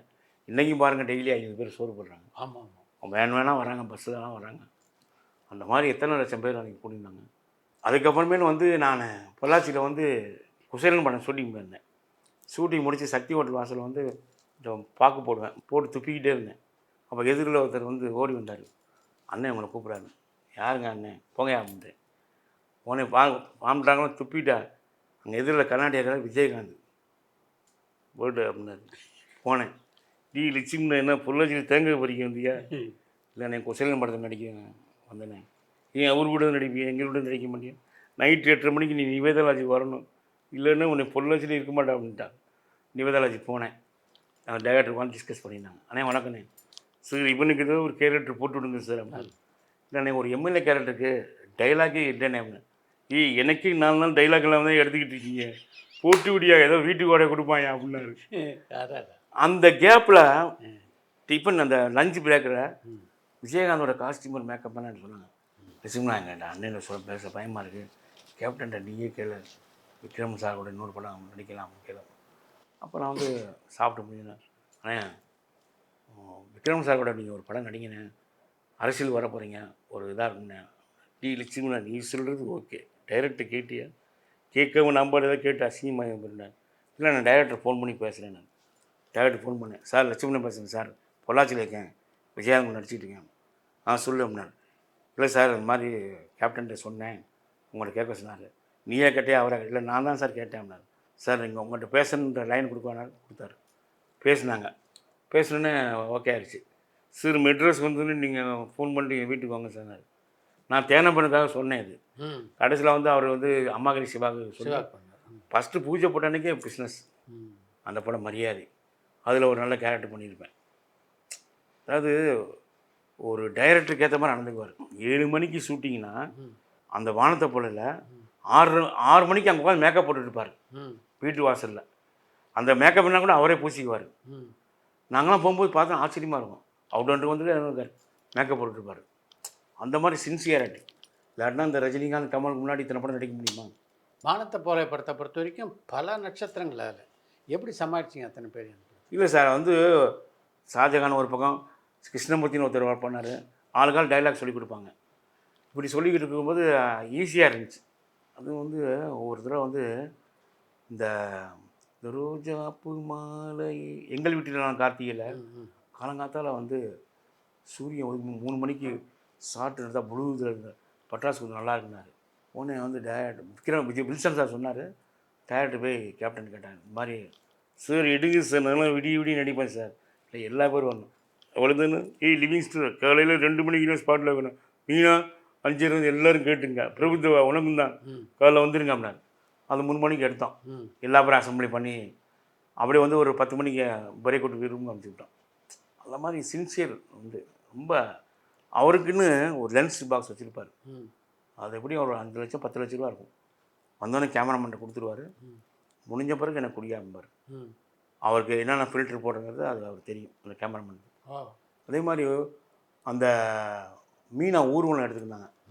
அது பொள்ளாச்சி சக்தி ஹோட்டல் பின்னாடி ஒரு சந்துக்குள்ளே இது பண்ணாங்க. பெரிய பெரிய கவுண்டர் ஏரியா, ஒரு 10,000 பேர் கிரௌடு, மொட்டமெல்லாம் ஜனங்க. யங் கெட்டபில் வருவார். அந்த யங் கெட்டபில் வந்துக்கிட்டே இருக்கும்போது சாங் போட்டு, எங்கள் வீட்டில் எனக்கு சாங் போட்டு வந்துக்கிட்டு இருக்கும்போது சார் அப்படியே ஓல்டு கெட்ட போயிடலாம். ஓல்டு டி ராஜு இன்னும் சூரா டைரக்டர் ஓல்டு கெட்ட போகலான்றல, எங்கேயா வீக்கு குடியா தப்பு அந்த வீக்கை போட்டு ஒட்டுறா மியூசியை அந்த ஏற்கனவே போட்டு சட்டை மேலே ஜிப்பா மாட்டி வேஸ்டியை கட்டி அப்படி நடந்து வந்தார். சார் இது டிஃப்ரெண்ட், அதெல்லாம் இந்த கருவை பண்ணி ஒன்றும் தெரியாது சார், எடுங்க சார் அப்படின்னாரு. மற்ற ஹீரோலாம் வந்து 2 கெட்டப் மாத்திரக்கு ஒரு 4 மணி நேரம் 3 மணி நேரம் டைம் எடுத்துக்குவாங்க. இவர் அந்த மாதிரிலாம் கிடையாது. ரொம்ப என்கேஜ்லாம் தான் மாஸ்க் ஒர்க்லாம் பண்ணார். சில கேமராமேனாக இருக்காங்க, பேர் சொல்ல வரும்ல, அவங்க வந்து சுற்றி கயரெல்லாம் கட்டிக்கிட்டு அப்புறமேல ஷார்ட் எடுப்பாங்க. இவர் என்கேஜ் தான் அப்படிலாம் ஒன்றும் கிடையாது. ஒரு வெத்தலை பக்கம் சீவலை போட்டுக்கிட்டு ஒரு பேப்பரை கட் பண்ணி அதில் ஒட்டுவார். எடுத்து முடிஞ்சோடனே அந்த ஃபிலிமில் கொஞ்சம் கட் பண்ணி ஸ்பாட்லேயே டெவலப் பண்ணி காமிப்பார். Sir mask ஓகேம்பார். அந்த மாதிரி ஒரு திறமைசாலி. மீனவன் பிரபுதாவை எப்படி ஒத்துழைச்சாங்க இந்த படத்தில்? நல்லா ஒத்துழைச்சாங்க. பிரபுதாவை வந்து சாங்லாம் பிரபுதான் எடுத்தார். விஜயகாந்த் ஆட வச்சார். அதெல்லாம் வந்து நல்ல ஒத்துழைப்பு. அந்த பிரபுதா வந்து அந்த நதியை நைனே சாங் எடுக்கும்போது டைரக்டருங்க இந்த படத்தை 2000 முதல்ல ரிலீஸ் பண்ணி சொல்லி மும்முரமாக எடிட்டிங் இருந்தார். நாங்களாம் போனோடனே மூணாறு போனோடனே லொக்கேஷன் பண்ணி காமிச்சேன். மாட்டுப்பட்டி டேம் பார்த்தார், லொக்கேஷன்லாம் பார்த்தார். வில்சன் இந்த பாட்டு சாங் வந்து 4 நாள் இங்கே தான், எங்கேயும் ஐடியா வச்சுக்காங்க, நான் சொல்கிற லென்ஸை போட்டு ஷூட் பண்ணுங்க அப்படின்னார். பாருங்கள் ஆஸ்திரேலியா மாதிரி இருக்கும்னாரு. எடுத்தார் சாங். கௌசல்யாக்கெல்லாம் டான்ஸ் வரல, 2 நாள் சொல்லி கொடுத்து அப்படியே எடுத்தாங்க. நதியை நைனே சாங். ஒரு அற்புதமான கலைஞர் அவர். அந்த சாங் எடுக்கும்போது அவர் பாஸ் பண்ணுறாரு, ready ready ready ready Wilson அப்படியே அந்த புல் இருக்கிற கிராஸ் யாரும் நடக்காமல் அந்த புல்லுக்கிட்ட போய் கேமரா வைங்க அப்படின்னு சொல்லி அப்படியே அருமையாக எடுத்தார். வானத்து போலக்கு அப்புறம் வேறு எந்த படம் ஒர்க் பண்ணீங்க? வானத்து போலக்கு அப்புறம் நான் வந்து டைரக்டர் சொல்லி, சார் சவுதி சார் கேட்குறாரு என்ன படங்கள்லாம் ஒர்க் பண்ணேன், சொல்லாமலே ஒர்க் பண்ணேன். சொல்லாமலே அப்படியே சார் படங்கள்லாம் ஒர்க் பண்ண ஆரம்பித்தோம். இந்த டைரக்டர் கூப்பிடும்போது போய்க்குவோம், மற்ற நேரத்தில் அங்கே ஒர்க் பண்ண ஆரம்பித்தோம். ஆனந்தம் இதெல்லாம் ஒர்க் பண்ண ஆரம்பித்தோம். சொல்லாமலே ஒர்க் பண்ணும்போது தான் சசி வந்து அங்கேயே உட்காந்து டைலாக்லாம் எழுதுவார். அப்போது ஒரு நிகழ்ச்சி நான் மதுரையில் வந்து ஜெனிதா அப்படிங்கிற ஒரு கடை இருக்குது, கண்ணாடி கடை. அந்த கண்ணாடி போடுற பாய் வந்து ஒரு வித்தியாசமான குரலில் பேசுவார். நாங்கள் பரிசு டிவியில் போய் அவர்கிட்ட வேலை பார்ப்போம். வங்கு லட்சுமி டே லட்சுமி வந்திருக்குன்னு தெரியலையோ, ஒரு ஒயின் போட்டு டீ வாங்கிட்டு வாங்கட்டா இப்படி பேசுவார். கண்ணாடி வாங்க வரவன்டா வங்குன்னு எந்த ஒன்று கண்ணாடி தானே போட்டுருவோம், எந்த ஊர் உசிலமுட்டி, என் தங்கச்சி ஆண்டிப்பட்டிலாம் கட்டி கொடுத்துருக்கேன் பார்த்துக்குங்க, உங்களுக்கு இல்லாத கண்ணாடியா போட்டுருவோம், உட்காருங்க, கண்ணை சொன்னா ஏன்னா மண்ணா தெரியுதா பாய், சரியாக தெரியல பாய், அப்படி எந்திரிங்க, அந்த லேடிஸ் ஃபோட்டோ தெரியுதா, இந்த அப்போல்லாம் வந்து ஒயின் ஷாப்பில் செக்ஸியாக வச்சுருப்பாங்க, அந்த ஃபோட்டோ ஸ்க்ரீன் போட்டு வச்சுப்பாரு, சொல்லு பாய் நல்லா தெரியுது பாய், அப்படிங்களா பில்லியில் போங்க, இந்த ரோட்டில் நடக்கிற ஆளுங்க தெரியுறாங்களா, பொண்ணுங்கள்லாம் தெரியுறாங்களா, படித்தவங்களாம் கஷ்டப்படுறாங்க, இந்த கண்ணாடி போட்டுக்குங்க அப்படின்னு தேவை பாரு. அண்ணே என்கிட்ட என்ன தெரியுமாண்ணே, வேறு கண்ணாடி கடையில் கவரில் போட்டு கொடுப்பாங்க, நான் பேப்பரில் மடித்து தருவேன், அவ்வளோதான் வித்தியாசம், இந்த கண்ணாடியை போட்டுங்க. இதை மாதிரி நாங்கள் வந்து எங்கள் ஆஃபீஸில் வந்து வேளாங்கண்ணி சூப்பர் ஆஃபீஸில் பேசி காமிச்சிருக்கேன்.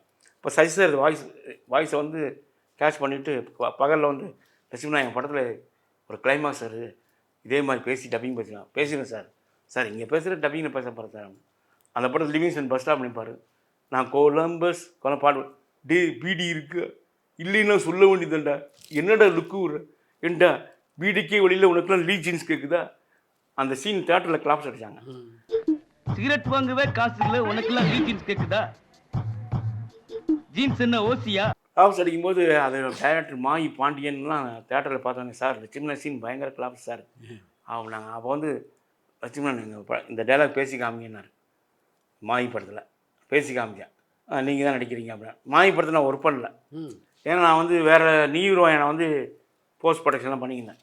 பாண்டியன் சார் வந்து அருணாச்சல ஸ்டுடியோ வந்துருங்க அப்படின்னார், வடிவேல் அங்கே இருந்தார், வடிவேலில் போய் என்னை காமிச்சாங்க, சார் அந்த அப்பா கேரக்டர் சின்ன பையனாக்கா தாடியெல்லாம் வச்சு அசிங்கமாங்க, சின்ன பையனாக்கா அப்படின்றார், இல்லைண்ணே சேவ் பண்ணிட்டு வேறு மாதிரி கெட்டப் பண்ணி கூட்டுறேன்னு சொல்லிட்டு சரத்குமாரோட சூரியவம்சம் மீசை சரத்குமார் ட்ரெஸ்ஸை போட்டு காமிச்சாங்க, ரொம்ப நல்லாயிருக்கு இவன் நடிக்கட்டினார். அன்றைக்கி அந்த வடிவேல் ஓகே சொன்னால்தான் நடிகை நான் தொடர்ந்து வந்துகிட்டே இருக்கேன். ஓ அப்படியா? ஆமாம்.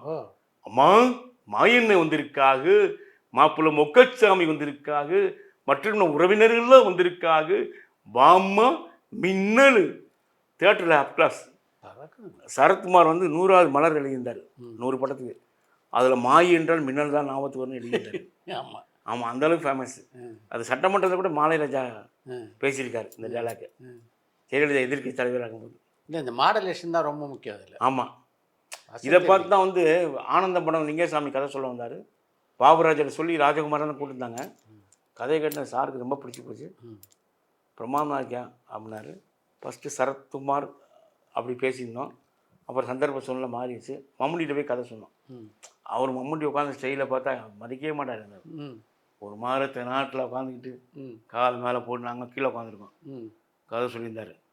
சொல்லி சரி இன்ட்ரோல் வந்தார், லிங்கசாமி ஒரு டீ சாப்பிட்டு பேசலாமா அப்படின்னாரு. டீ குடிச்சிட்டு கதை சொல்லி முடிஞ்சாலும் லிங்கசாமி கட்டி பிடிச்சி முத்தம் கொடுத்தாரு. முத்தம் கொடுத்தானே சௌதரி ஃபோனை போடு சார் ஈ படத்தில் நடிக்கும் அப்படின்னு அதை ஆரம்பிச்சது தான். ஆனால் அந்த படத்தில் மம்முட்டி ஒரு காசு கூட வாங்கலை. ஏன்? ஃப்ரீயாக நடித்தார். அந்த கதை ரொம்ப நாளைக்கு அப்புறம் நல்ல கதை கேட்டிருக்கேன். அச்சோ சூப்பர் நடித்தார். டேரக்டர் வந்து கடைசியில் சௌதரி சார் வந்து அதெல்லாம் தப்பு சார், ఈ కథ మనసులో ரொம்ப பட்டுருச்சு.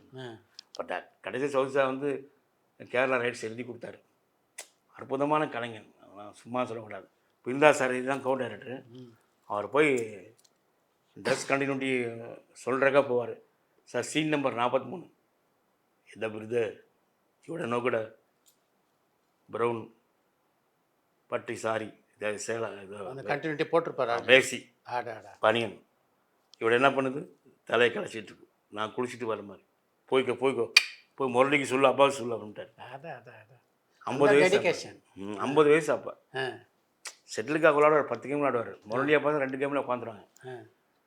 ரொம்ப நல்ல மனுஷன். அதான் என்னை வந்து அந்த படத்துக்கு அந்த கேரக்டருக்கு வந்து வடிவேலு தான் பேசினாங்க. வடிவேல் 40 நாள் நடிக்க முடியாது, 10 நாள் 5 நாள் பிரித்து தரேனாரு.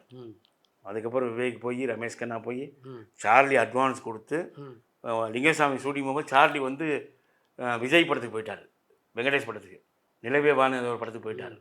அப்போ வந்து சௌதரி சார் போயிட்டு வரேன் சார். அவங்க சார்லி வந்து ஒரு 5 நாள் கழிச்சு தான், இல்லை சார் இந்த கேரக்டர் வந்து படம் முடிவு கூட இருக்கணும் சார், டக்குன்னு இவங்க லேட் ஆச்சுன்னா இவர் சீனியர் சார் அப்படின்னாங்க. சார் நான் லட்சம் பண்ணிக்கிறேன் சார். நான் ஆமாம் நான் நடிக்க மாட்டேனே. ஏன் இல்லை சார் மம்முட்டி இவங்களாம் மம்முட்டிலாம் பர்ஃபார்மன்ஸ் பார்ப்பாரு, அதெல்லாம் அடிப்பார் சார். உடனே சவுத் சார் கூப்பிட்டாரு. ஐயோ காசு போடுறோம், நானே பயப்படுறேன், நீ ஏன் பயப்படுற, போய் தைரியமாக நடியானே. மம்முட்டிக்கு யானை மாலை போடுற மாதிரி சீன் எடுத்தவொடனே எல்லாம் கிளாஸ் பண்ணனே. லிங்கசாமி திருடங்கிரட்டு யார் பண்ணுறது, ஓட்டை புரிச்சு வடிவில் என்னாச்சு, மயில்சாமி என்னாச்சு, விவேக் என்னாச்சு, சார்லி சொன்னீங்க சார். யாருமே வரல சார். ஒரு மேனேஜர் நடிக்க போகிறார். யார் அவன்? அவன் இவர் தான் சார். என்ன இவனை பார்த்தா பண்ணி குட்டிக்கு மாதிரி இருக்கான், இவன் என்ன பசி கலைகிற மாதிரி இருக்கான், இவனை வச்சு ஒரு சீனடா அப்படின்னு சொல்கிறேன்ட்டார். அப்போ வந்து டெல்லியிலேருந்து அப்பாஸ் ஃபோன் பண்ணுவார். அந்த சீன் நான் ஃபோனுக்காக ஏங்கிட்டே இருப்பேன். அதை பார்த்தோன்னே மம்முட்டி வந்து லிங்கசாமி பையன் ஓகே. அப்புறம் மம்முட்டி என்னை கூப்பிட்டார். லட்சுமணன் நல்லா நடிக்கிறார், முகத்தில் பயம் இல்லை சார். மம்முட்டி மாதிரி கேமராவுக்கு பயந்துட்டு நடிச்சுட்டு போயிட்டே இருக்காருனார். அதில் வந்து ஒரு சீன் வரும். அந்த பாஸ்புக்கு 5 லட்ச ரூபா பணம் சேர்த்து வச்சதை வச்சு அவன் மம்முட்டி எந்திருக்கும்போது நான் காலை பிடிச்சி அழுவேன்.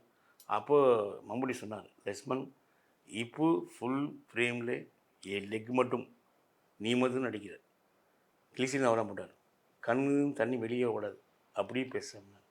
அந்த சீன் நடித்து முடிஞ்சு நம்ம ரொம்ப பாராட்டினார். Excellent scene. அப்புறமே வந்து ஃபிலிம் சீட்டில் அந்த மணியை கிட்ட செட்டு போட்டிருந்தோம். மம்முட்டி வந்து தொழுகிட்டு வர டிராஃபிக்கில் மாட்ட லேட் ஆச்சு. உடனே லிங்கசாமி என்ன பண்ணுறது இது பண்ணுறது தெரியும்னா, அங்கே கோவை மகேந்திரன் ஒரு மிமிக்கர் ஆர்டிஸ்ட், அவர் இந்த மளிகை கடையை வச்சு ஒரு சீன் இருக்குன்னு எழுதி கொடுத்தாரு. இந்த கேப்பில் சீன் எடுத்துருவாம்னாரு. அந்த சீன் தான் மளிகை கடை பார்த்துக்க சொல்லுவார். நான் வந்து மளிகை கடை இருப்பேன்.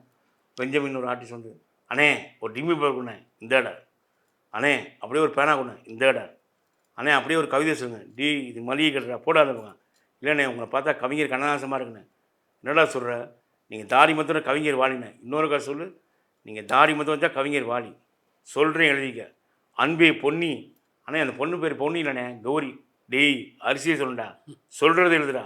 நீ ஒரு அரிசி தினமும் என்னை தரிசி, நீ ஒரு பருப்பு என்கிட்ட காட்டாத வெறுப்பு, நீ ஒரு உப்பு உன்னை பார்க்காட்டினா தப்பு, நீ ஒரு சக்கரை என் மேலே காட்டு அக்கறை, நீ ஒரு மல்லி எங்கள் அம்மா உனக்கு வில்லி, நீ ஒரு சேமியா எங்கள் அம்மா உனக்கு மாமியா, மொத்தத்தில் நீ ஒரு பெருங்காயம் என் இதயத்தில் ஏற்படுத்துகிற பெருங்காயம். அண்ணே கவிதைலாம் ரொம்ப நல்லா இருக்குண்ணே. அப்புறம்டா கொண்டு போய் கொடுக்கும் தானே, இல்லை எப்படி கொடுக்கும் தானே, அதுக்கு நான் என்னடா பண்ணுறது, உங்களை பார்த்தா எங்கள் மாமா இருக்குண்ணே இருன்னு சோடா பாட்டில். அந்த காமெடி பெருசாக பெரிய ஹிட்டாச்சு. அதாவது மம்முட்டி வந்து என்ன சொல்கிறாருன்னா, முக்கியமான சீன் எடுக்கும்போது லிங்கசாமி கேமராமேன், நீங்கள் co director assistant, lightman set பண்ணால் லைட் அங்கே தான் நிற்கும், எல்லாம் வெளியே போக சொல்லுவோம்னா சைலண்ட்டாக இருக்கணும். நான் இங்கே நடித்து கொண்டிருக்கும்போது அங்கே ஒருத்தன் கை காமிக்கிறது அப்படிங்கிறது தான் நமக்கு டிஸ்டர்பன்ஸ் ஆகும். அந்த மாதிரி தான் நடித்தார். அந்த படத்தில் வந்து 40-50 சீனில் வந்து ஒரு 30 சீனில் வந்து லிங்கசாமி மயக்கப்பட்டு வந்துடுவார் சீன் எடுக்கும்போது. ஏன்னா அவங்க ஃபேமிலி நடந்த மேட்ரு, மயக்கப்பட்டு வந்துடுவார். அவருக்கானே ஒரு டாக்டர் குளுக்கோஸ் பாட்டெலாம் வச்சுருப்பான். நான் ரொம்ப அருமையான டைரக்டரு. இன்றைக்கும் பாருங்கள் 23 வருஷம் ஆச்சு, இன்றைக்கும் சன் டிவியில் எதாவது போட்டாங்கன்னா எல்லா பேரும் அந்த ஆனந்த படத்தை பார்க்குறேன். சூப்பர் படம். அந்த படத்தப்போ மம்முட்டிக்கும் லிங்கசாமிக்கும் பலமுறை தகராறு இருந்தது. ஆனால் வந்து கும்பகோணத்தில் ஷூட்டிங்கு அந்த செல்டிங் சார் தரமாட்டேன்ட்டாங்க. நாங்கள் போராடி வாங்கினோம். சில நாள் மம்முட்டி வந்து மெட்ராஸ் வர வேண்டிய சூழ்நிலை இருக்கும். காலைல 9 மணிக்கு வரேன், நம்ப மாட்டேங்க. நைட்டு மெட்ராஸ் ஈவினிங் 7 மணிக்கு மெட்ராஸ் கிளம்புவார். காலைல 7 மணி ஸ்பாட்டில் உட்காந்துருப்பார். அப்போ எந்த அளவுக்கு ஸ்பீடாக டிரைவிங் பண்ணுவார், அவரே தான் வண்டி ஓட்டுவார். அதெல்லாம் இன்வால்வ்மெண்டான ஒரு ஆக்டர், மெகா ஸ்டார். அவர் இந்த அம்பேத்கர் பண்ணார், அந்த மாதிரிலாம் யாருமே நடிக்க முடியாது. அதனால் மம்முட்டி வந்து ஃபஸ்ட் காய் பார்த்தோன்னே லட்சுமணா சூப்பராக பண்ணியிருக்கு, நீ நான் இனிமேல் மேனேஜரை பக்கம் நடிக்க போனார். அவர் சொன்னதுக்கப்புறம் தான் நடிக்க ஆரம்பித்தேன். அவ்வளோ பெரிய மெகா ஸ்டாரே பாராட்டார். சமீபத்தில் அதுக்கப்புறம் ஒரு 3-4 வருஷம் கழிச்சு ஒரு டப்பிங் தேட்டர் போயிருந்தேன். அங்கே மம்முட்டி டப்பிங் பேசி வெளியே வந்தார். ஏய் லட்சுமண் சரிக்குமோ சாலா, வடிவேலு காமெடியில் பின்றே, வடிவேலு கேட்டேன்னு சொல்லு, சூப்பராக நடிக்கிறா அப்படின்பார். அவங்க எல்லாமே மலையாள ஆர்டிஸ்ட் எல்லா பேருமே ஈகோ பார்க்க மாட்டாங்க. கூட நடிக்கிறவங்க வந்து சொல்லி கொடுப்பாங்க, இது பண்ணுவாங்க. இங்கே தான் அந்த பிரச்சனைலாம் இருக்குது. ஜெயராம் சார் கோகுலம்லாம் பண்ணார். ஓ சார் நான் பண்ணுறது கரெக்டாக கொஞ்சம் மாற்றிக்கணுமா, சொல்லுங்கள் சார் ப்ளீஸ் டெல் மீ, அந்த மாதிரி கேட்குறாங்க. இங்கே உள்ளவங்களாம் டைரக்டரே மதிக்க மாட்டாங்க. டேரக்டர் வந்துக்கிட்டு இருப்பாங்க, கால் மேலே கால் போட்டு உட்காந்துட்டு, சார் டேரக்டர் வந்து, ஐயோ அவன் வரட்டியா, எனக்கு 5 கோடி அவனுக்கு 50 லட்சம் தான் அப்படின்னு அசால்ட்டாக மரியாதைகளாக நடத்துவாங்க. அந்த படத்தை எடுத்து ஹிட் பண்ணுற டைரக்டருங்கிறது அவங்களுக்கு தெரியாது. நிறைய இன்றைக்கி எஸ்எஸ்சி சார் சொல்லுவார் எல்லா மேடையும், என் பையனோட இந்த இவ்வளோ பெரிய வளர்ச்சி காரணம் விக்ரமன் சார் தான். அந்த பூவேனக படம் வந்தால் என் பையனுக்கு நடிக்க என்னன்னு தெரியும், அதனால் நான் விக்ரமனை என்றைக்கும் மறக்க மாட்டேன். அவங்க அம்மாவும் சொல்லுவாங்க.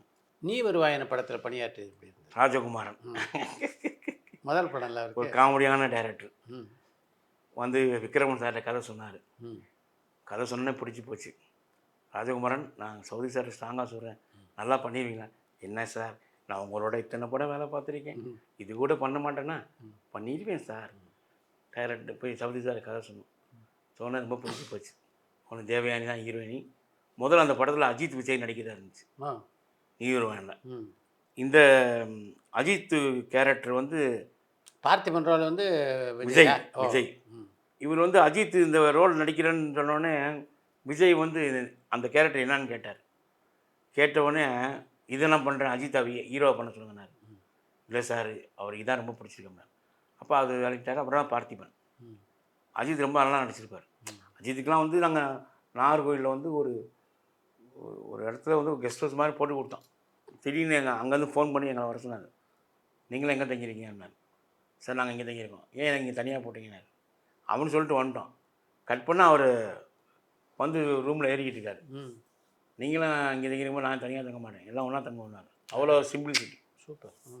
நல்ல மனிதர். அந்த படத்தில் வந்து ஒரு ஐயனார் கோயில் முன்னாடி இந்த ஜிமிக்கி பிடிச்சிருக்கா, இந்த தோடு பிடிச்சிருக்கா, எல்லாம் பிடிச்சிருக்கு, உதட்டு கீழே முடிச்சிருந்தா இன்னும் ரொம்ப நல்லாயிருக்கும்.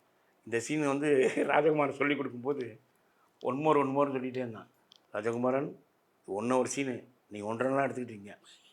சவுதி சார் ஃபோன் பண்ணி சொல்லிடுவேன், சார் சொல்கிறத பண்ணுங்கள் சார், நீங்கள் இப்போ படத்தில் நடிக்க வந்திருக்கீங்க, நான் டைரக்டர், நான் என்ன சொல்கிறேன்னு அதை கேளுங்க சார். அஜித்துக்கிட்ட அஜித்துக்கு 10 நாள் தான் டேட்டு முடிஞ்சிருச்சு. முடிஞ்சு டிக்கெட்லாம் கொடுத்தோம். அவர் டிக்கெட்லாம் திருப்பி கொடுத்தாரு. ஸ்பாட்டுக்கு வந்துட்டார். என்ன சார் அப்படின்னா, இல்லை ராஜகுமாரோட நல்லா பொழுது போகுது, இன்னும் 2 நாள் இருந்து போகிறேன்னு சொல்லிட்டு 2 நாள் கூட தங்கிட்டு போனார். பார்த்திபன் சார் வந்து பார்த்தாரு. சௌத்ரிங்கிற ப்ரொடியூசர் மெட்ராஸ் இருக்கார், இங்கே நாகர்கோவில் ஷூட்டிங் நிற்குது. பாபு ராஜா வந்து கண்ணு போட போதே அதுக்குன்னு போயிட்டுருக்கான். இப்படி போயிட்டு இருக்கும்போது இவ்வளோ சின்சியராகலாம் ஒர்க் பண்ணுறீங்க. அந்த இடத்துலையே நீவரான காமராஜ் 2 படம் இருக்குது.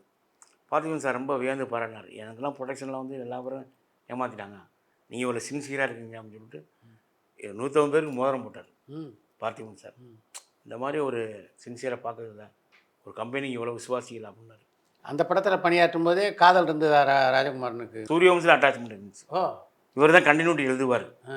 மேடம் ஜாக்கெட் என்ன கலர், உள்பாவடை என்ன கலர் தெரியாது மேடம், கொஞ்சம் புடவை தூக்குங்க அப்படி இது பண்ணாங்க. கோகுலம் படத்தில் பானுப்பிரியா கொஞ்சம் சேலை தூக்குங்க, என்னங்க ராஜகுமாரன் மரியாதை, இல்லை மேடம் நீங்கள் கட்டியிருக்க கைத்தறி சேலை அந்த இது கலர் தெரியல, அதுக்காக கேட்டேன் மேடம் அப்படின்னு படம்லாம் வரைவார். அந்த ஜிமிக்கினா என்ன கலர் அப்படின்னா அதில் ரொம்ப பிடிக்கும். கண்டினியூட்டி பர்ஃபெக்டாக பார்ப்பார். ரமேஷ் கண்ணன் நடிச்சிருந்தார் நீ ஒரு அதில் வந்து நான் பேங்கில் பணம் போடுற சீன் வந்து நான் நடிச்சிருப்பேன். அது ராஜகுமார் நடிச்சு காமிச்சார். கூல் ட்ரிங்க்ஸ் குடிச்சு வைப்பேன். எவ்வளோ போகலான்றீங்க, ஒரு 10 போகலான்றீங்க. 10னா 10 ரூபாயா, யோ 10 லட்சம் ஐயா. ஆமாம், இந்த பேங்கில் திருடு போகாதில் நம்பிக்கை இருக்கா, அதெல்லாம் 10 ரூபா பாதுகாப்பாக இருக்கும் சார். ஆமாண்ணா, சரி நான் வரேன் அப்படின்னு கிளம்புங்க. சார் 10 லட்சம் போடுறேன்னே என்ன கிளம்புறீங்க, யோ நாளைக்கு தானே குழுக்கள், அது முடிஞ்ச வரேன். என்னது குழுக்களா, ஏண்டா கூல் ட்ரிங்க்ஸ் குடிச்சிட்டு போனேன் குழுக்களா, எப்படியா நம்பது, யோ இந்த பேங்கில் பணம் போட்டால் பாதுகாப்பாக இருக்குன்னு உங்கள் நம்பிக்கை இருக்குது, அப்போ நான் இங்கே வருவேன்னு நம்பிக்கை இருக்காதா, போயா அப்படின்னு சொல்லிட்டு போவேன். அது சீன் நல்ல சீன். அது சீன் ஏண்டா 1 ரூபா கொடுத்து லாட்டி சீட்டு வாங்கிட்டா நீ லட்சாதிபதி ஆயிடுவடா. ஏன் சார் ஆக முடியாது, நம்பிக்கை தான் சார் வாழ்க்கையே. பேங்க்ல பணம் திருடு போகாதுன்னு உங்களுக்கு நம்பிக்கை இருக்கலாம், லாட்டரியில பணம் விழுன்னு எங்களுக்கு நம்பிக்கை இருக்கக்கூடாதா? நீ வருவாயானப்ப அவங்க 2 பேரும் காதலிக்கிறான்னு உங்களுக்கு எல்லாருக்கும் தெரியுமா? தெரியும். 2 பேரும் அண்டர்ஸ்டாண்டிங் தான். அவன் வந்து மேடம் அம்மா இப்படி தான் கூப்பிடுவார். தெரியும். ஆனந்தம் பட ஷூட்டிங் அவர் வந்தார் முரளி கதை சொல்ல, எல்லாமும் சாமிநாதன் சார் மூலமாக. அப்போ எங்களுக்கு தெரியும் மேரேஜ் பண்ண போகிறாங்க. அது வந்து ஒரு டி நகரில் ஒரு பேங்க் ஏடிஎம்மில் வந்து இவங்க 2 பேர் பணம் எடுக்கும்போது அவங்க அம்மா பார்த்தாங்க, தேவயானி அம்மா. பார்த்து தெரிஞ்சவொடனே அப்புறம் பிரச்சனையாகுன்னு சொல்லிட்டு ராஜமோகன் கல்யாணம் பண்ணிட்டார். ஆள் தான் இப்படி ரொம்ப தைரியசாலி. ஆமாம். ஆமாம், அந்தியூரில் இன்றைக்கி ஊரில் பெரிய விவசாயம் பண்ணை வச்சு அங்கேயும் வீடு கட்டி குழந்தைங்களை ஏற்காடில் படிக்க வச்சு நல்லா பார்த்துக்கிறாரு. இல்லை, படத்தினுடைய டைரக்ஷனை போய் ரொம்ப கமாண்டாக தான் இருப்பார். நீங்கள் நியூரன படம் பாருங்கள், அவன் உருவத்துக்கும் அந்த படத்துக்கு மெச்சூரிட்டியாக இருக்கும். அருமையான டைரக்ஷன் பண்ணியிருந்தார். ஆமாம், ஒரு கண்ணு வச்சு தான் கதை ரொம்ப நல்லா பண்ணியிருந்தார். டைலாக்லாம் ரொம்ப அருமையாக இருந்தார். அவர் டைரக்ஷனாக ஜெயிச்சிருக்கலாம். அவர் வந்து நல்ல படையாச்சின்னு ஒரு படம் கதையெல்லாம் வச்சுருந்தார். அதெல்லாம் விட்டுட்டு அப்புறம் அவரே ஹீரோ நடிக்கிறேன்னு சொல்லிட்டு தான் நிறைய கோட்டை விட்டார். நல்ல மனிதர். அந்த நியூரானில் அந்த முயல், அந்த புறா இதெல்லாம் வந்து வாங்கி வளர்த்தார் ஆஃபீஸில். அதுக்கு ஒரு பையனை போட்டிருப்பார், அதுக்கு தீனிலாம் போடுறதுக்கு. அந்த காலைல ஆஃபீஸ் வந்து பேசுவார் முயல்கிட்ட, என்ன தீனி கொடுத்தாங்களா, கொடுக்கலையா, இதை கொடுக்க வைக்கிறேன், புறாட்ட பேசுவார். டேய் பெருமாள், அந்த முயலுக்கு தீனி போடு, புறா பார்த்துக்க, அந்த பூனைக்குட்டி பார் அழுகுது பார் அப்படிம்பார். ஒரு ரசனை உள்ள அது. உங்கள் வாழ்க்கையில் மறக்க முடியாத ஒரு நபர் வந்து ஆர்பி சௌத்ரி. அவர் நான் புது வருஷம் காசு சொல்லும்போது, நான் பெரும்புள்ளிக்கு வந்து மெட்ராஸ்லேருந்து ஆளுங்களை அனுப்புறது வைக்கும்போது ரவிக்குமார் சார் சொன்னார், சார் இது லட்சுமணன் இல்லை இதுக்கு தான் ஆள் அனுப்ப வச்சுக்கார். அப்படியாயோ அவனோடனே அவர்கிட்ட ஹிந்தியில் பேசினேன். ஹிந்தியில் பேசினோன்னே, ஓ ஹிந்திலாம் தெரியுமா? ஆமாம் சார், நான் மதுரையில் முஸ்லீம். சரியா சரியாம்னார். அது வந்து எங்களுக்கு வந்து சூரியவம்சம் ஆகிட்டானே, நம்ம படம் ஒர்க் பண்ணிங்கயா, விக்ரம் நான் சொல்லியிருக்கேன் அப்படின்னு சொல்லிட்டு நாங்கள் ஒர்க் பண்ணோம். என்கிட்ட எப்போவுமே நான் தான் கேஷியரு. என்கிட்ட எப்போவுமே 5 லட்ச ரூபா இருக்கும். யாருமே நம்ம அப்பா கூட தரமாட்டாங்க 5 லட்சம் 10 லட்சம். அவர் கொடுத்துருப்பாரு, ஒரு நாள் கூட கேள்வி கேட்டது கிடையாது. நாங்கள் செட்டில் பண்ணுற வரைக்கும் அவங்க டெய்லி ஸ்டேட்மெண்ட்டு. அவுட்டோரில் இருந்தால் கூட அது வந்து இதில் அனுப்பிச்சிடுவோம், டிடிபியில் பார்த்துவார். இன்னும் 3 லட்சம் இருக்கியா, ஃபோன் பண்ணி சொல்லிடுவோம் நைட்டு. அடுத்த நாள் வந்து சரியா லட்சுமணன் திருப்பூர் சுப்ரமணியிட்ட போங்க, 12 ரூபா வாங்கிக்கோங்க நம்பர். அப்புறம் என்னென்ன சீன் முடிஞ்சுன்னா ஒன்று என்ன வந்து டிக் பண்ணிட்டே இருப்பார். ஒரு சீன் லேட் ஆச்சுன்னா, அந்த சீனை பாதி முடிஞ்சிருக்கு பாதி எடுக்கலையாமே, அதான் மழை பெஞ்சாமே கேள்விப்பட்டேன், நாளைக்கு முடிச்சிருங்க அப்படின்பார். அந்த மாதிரி ஒரு இன்வால்மெண்ட்டு. அவர் ஒன்று எப்போயுமே வச்சு தான் பேசுவார், ஃபோன் பண்ணுவார். அது விக்ரம் சார் மேலே ரொம்ப நம்பிக்கை. அவ்வளோ பெரிய படம்லாம் பட்ஜெட்லாம் கேட்டிங்கன்னா ரொம்ப கம்மி தான். சூரியவம்சம்லாம் வானத்தப்பெல்லாம் ஒரு 5 ரூபா தான், அதான் ஹீரோ சம்பளம் சேர்த்து. ஆஸ்கர் ரவி சார் வந்து படம் எடுத்தவுடனே பிஸ்னஸ் கொஞ்சம் லேட்டாக தான் பண்ணார். அதில் வந்து அவர் நல்ல லாபம்.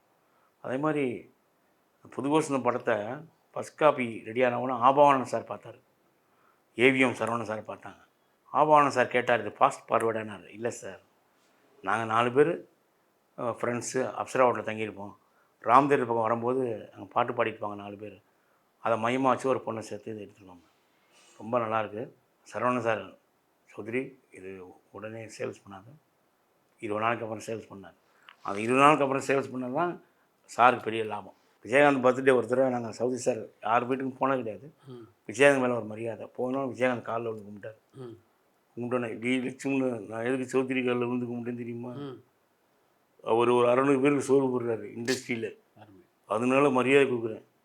ஒரு சேட்டு தான் அவர், என்ன ஹிந்தி படம் எடுக்க தெரியாது, தமிழ் படத்தில் எவ்வளோ கவனம் செலுத்துகிறார்.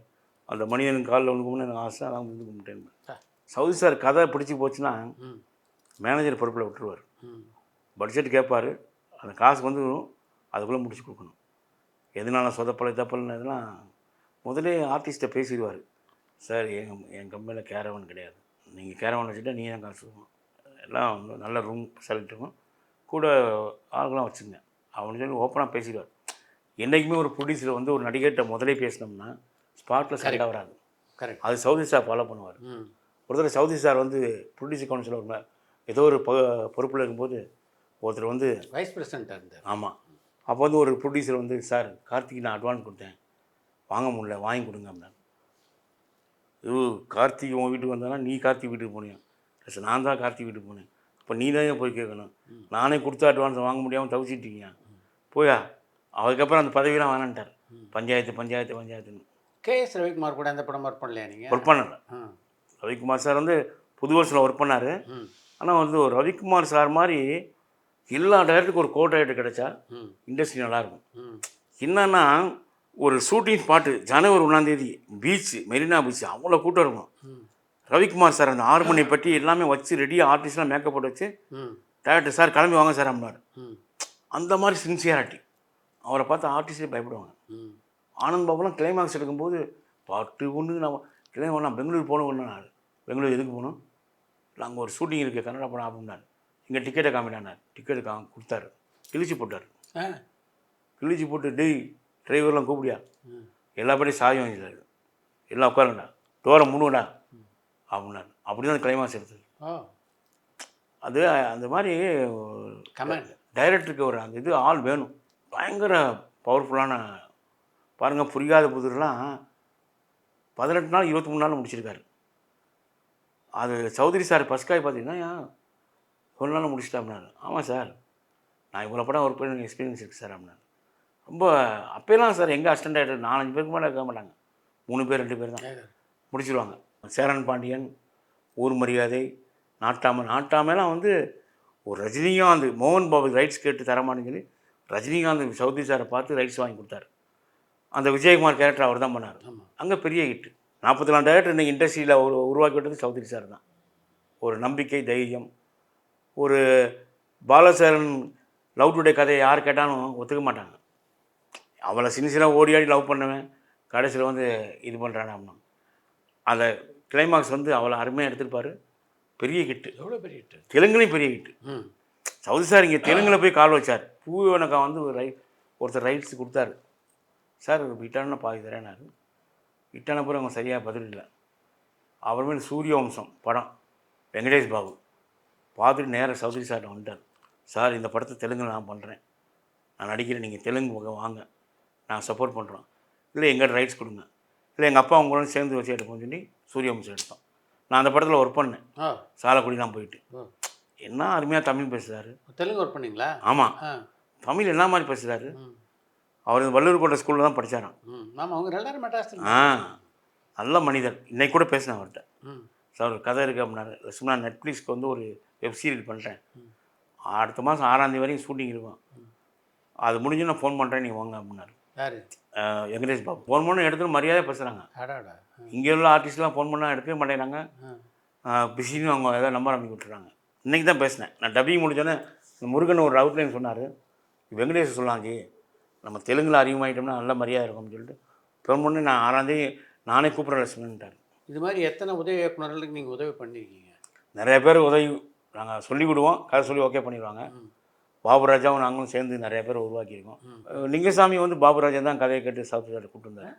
ராஜகுமார் வந்து பாபுராஜா சொன்னார் கதை ரொம்ப சூப்பராக பாபு. ஒன்றும் சௌத்ரி சார் வந்து கதையை கேட்டார், ரொம்ப பிடிச்சி போச்சு.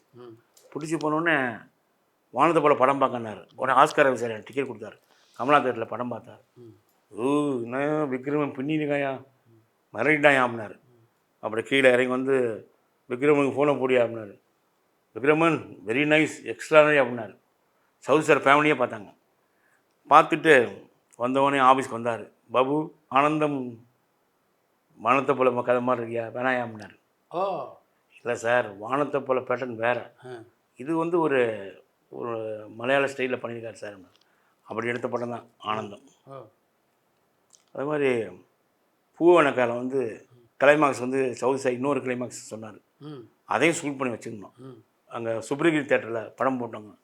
போடும்போது விக்ரம் சார் ஐயோ இந்த கிளைமாக்ஸை வச்சுருக்காருனாரு. சார் நான் சொன்ன கிளைமாக்ஸ் வச்சுருக்கேன், உங்கள் 600 பேர் உங்கள் ஃபேமிலி தான், அவங்க ஓகேன்னா அதை வச்சுங்க சார், அவங்க ஓகே இல்லைன்னா நாளைக்கு இந்த கிளைமாக்ஸை மாட்டி படம் காமிப்பேன் சார். நான் உடனே டைரக்டர் சொன்ன கிளைமாக்ஸ் வச்சு படம் காமிப்பேன். வெளியில் வந்தோன்னே ரொம்ப சந்தோஷம் எல்லா பேரும்.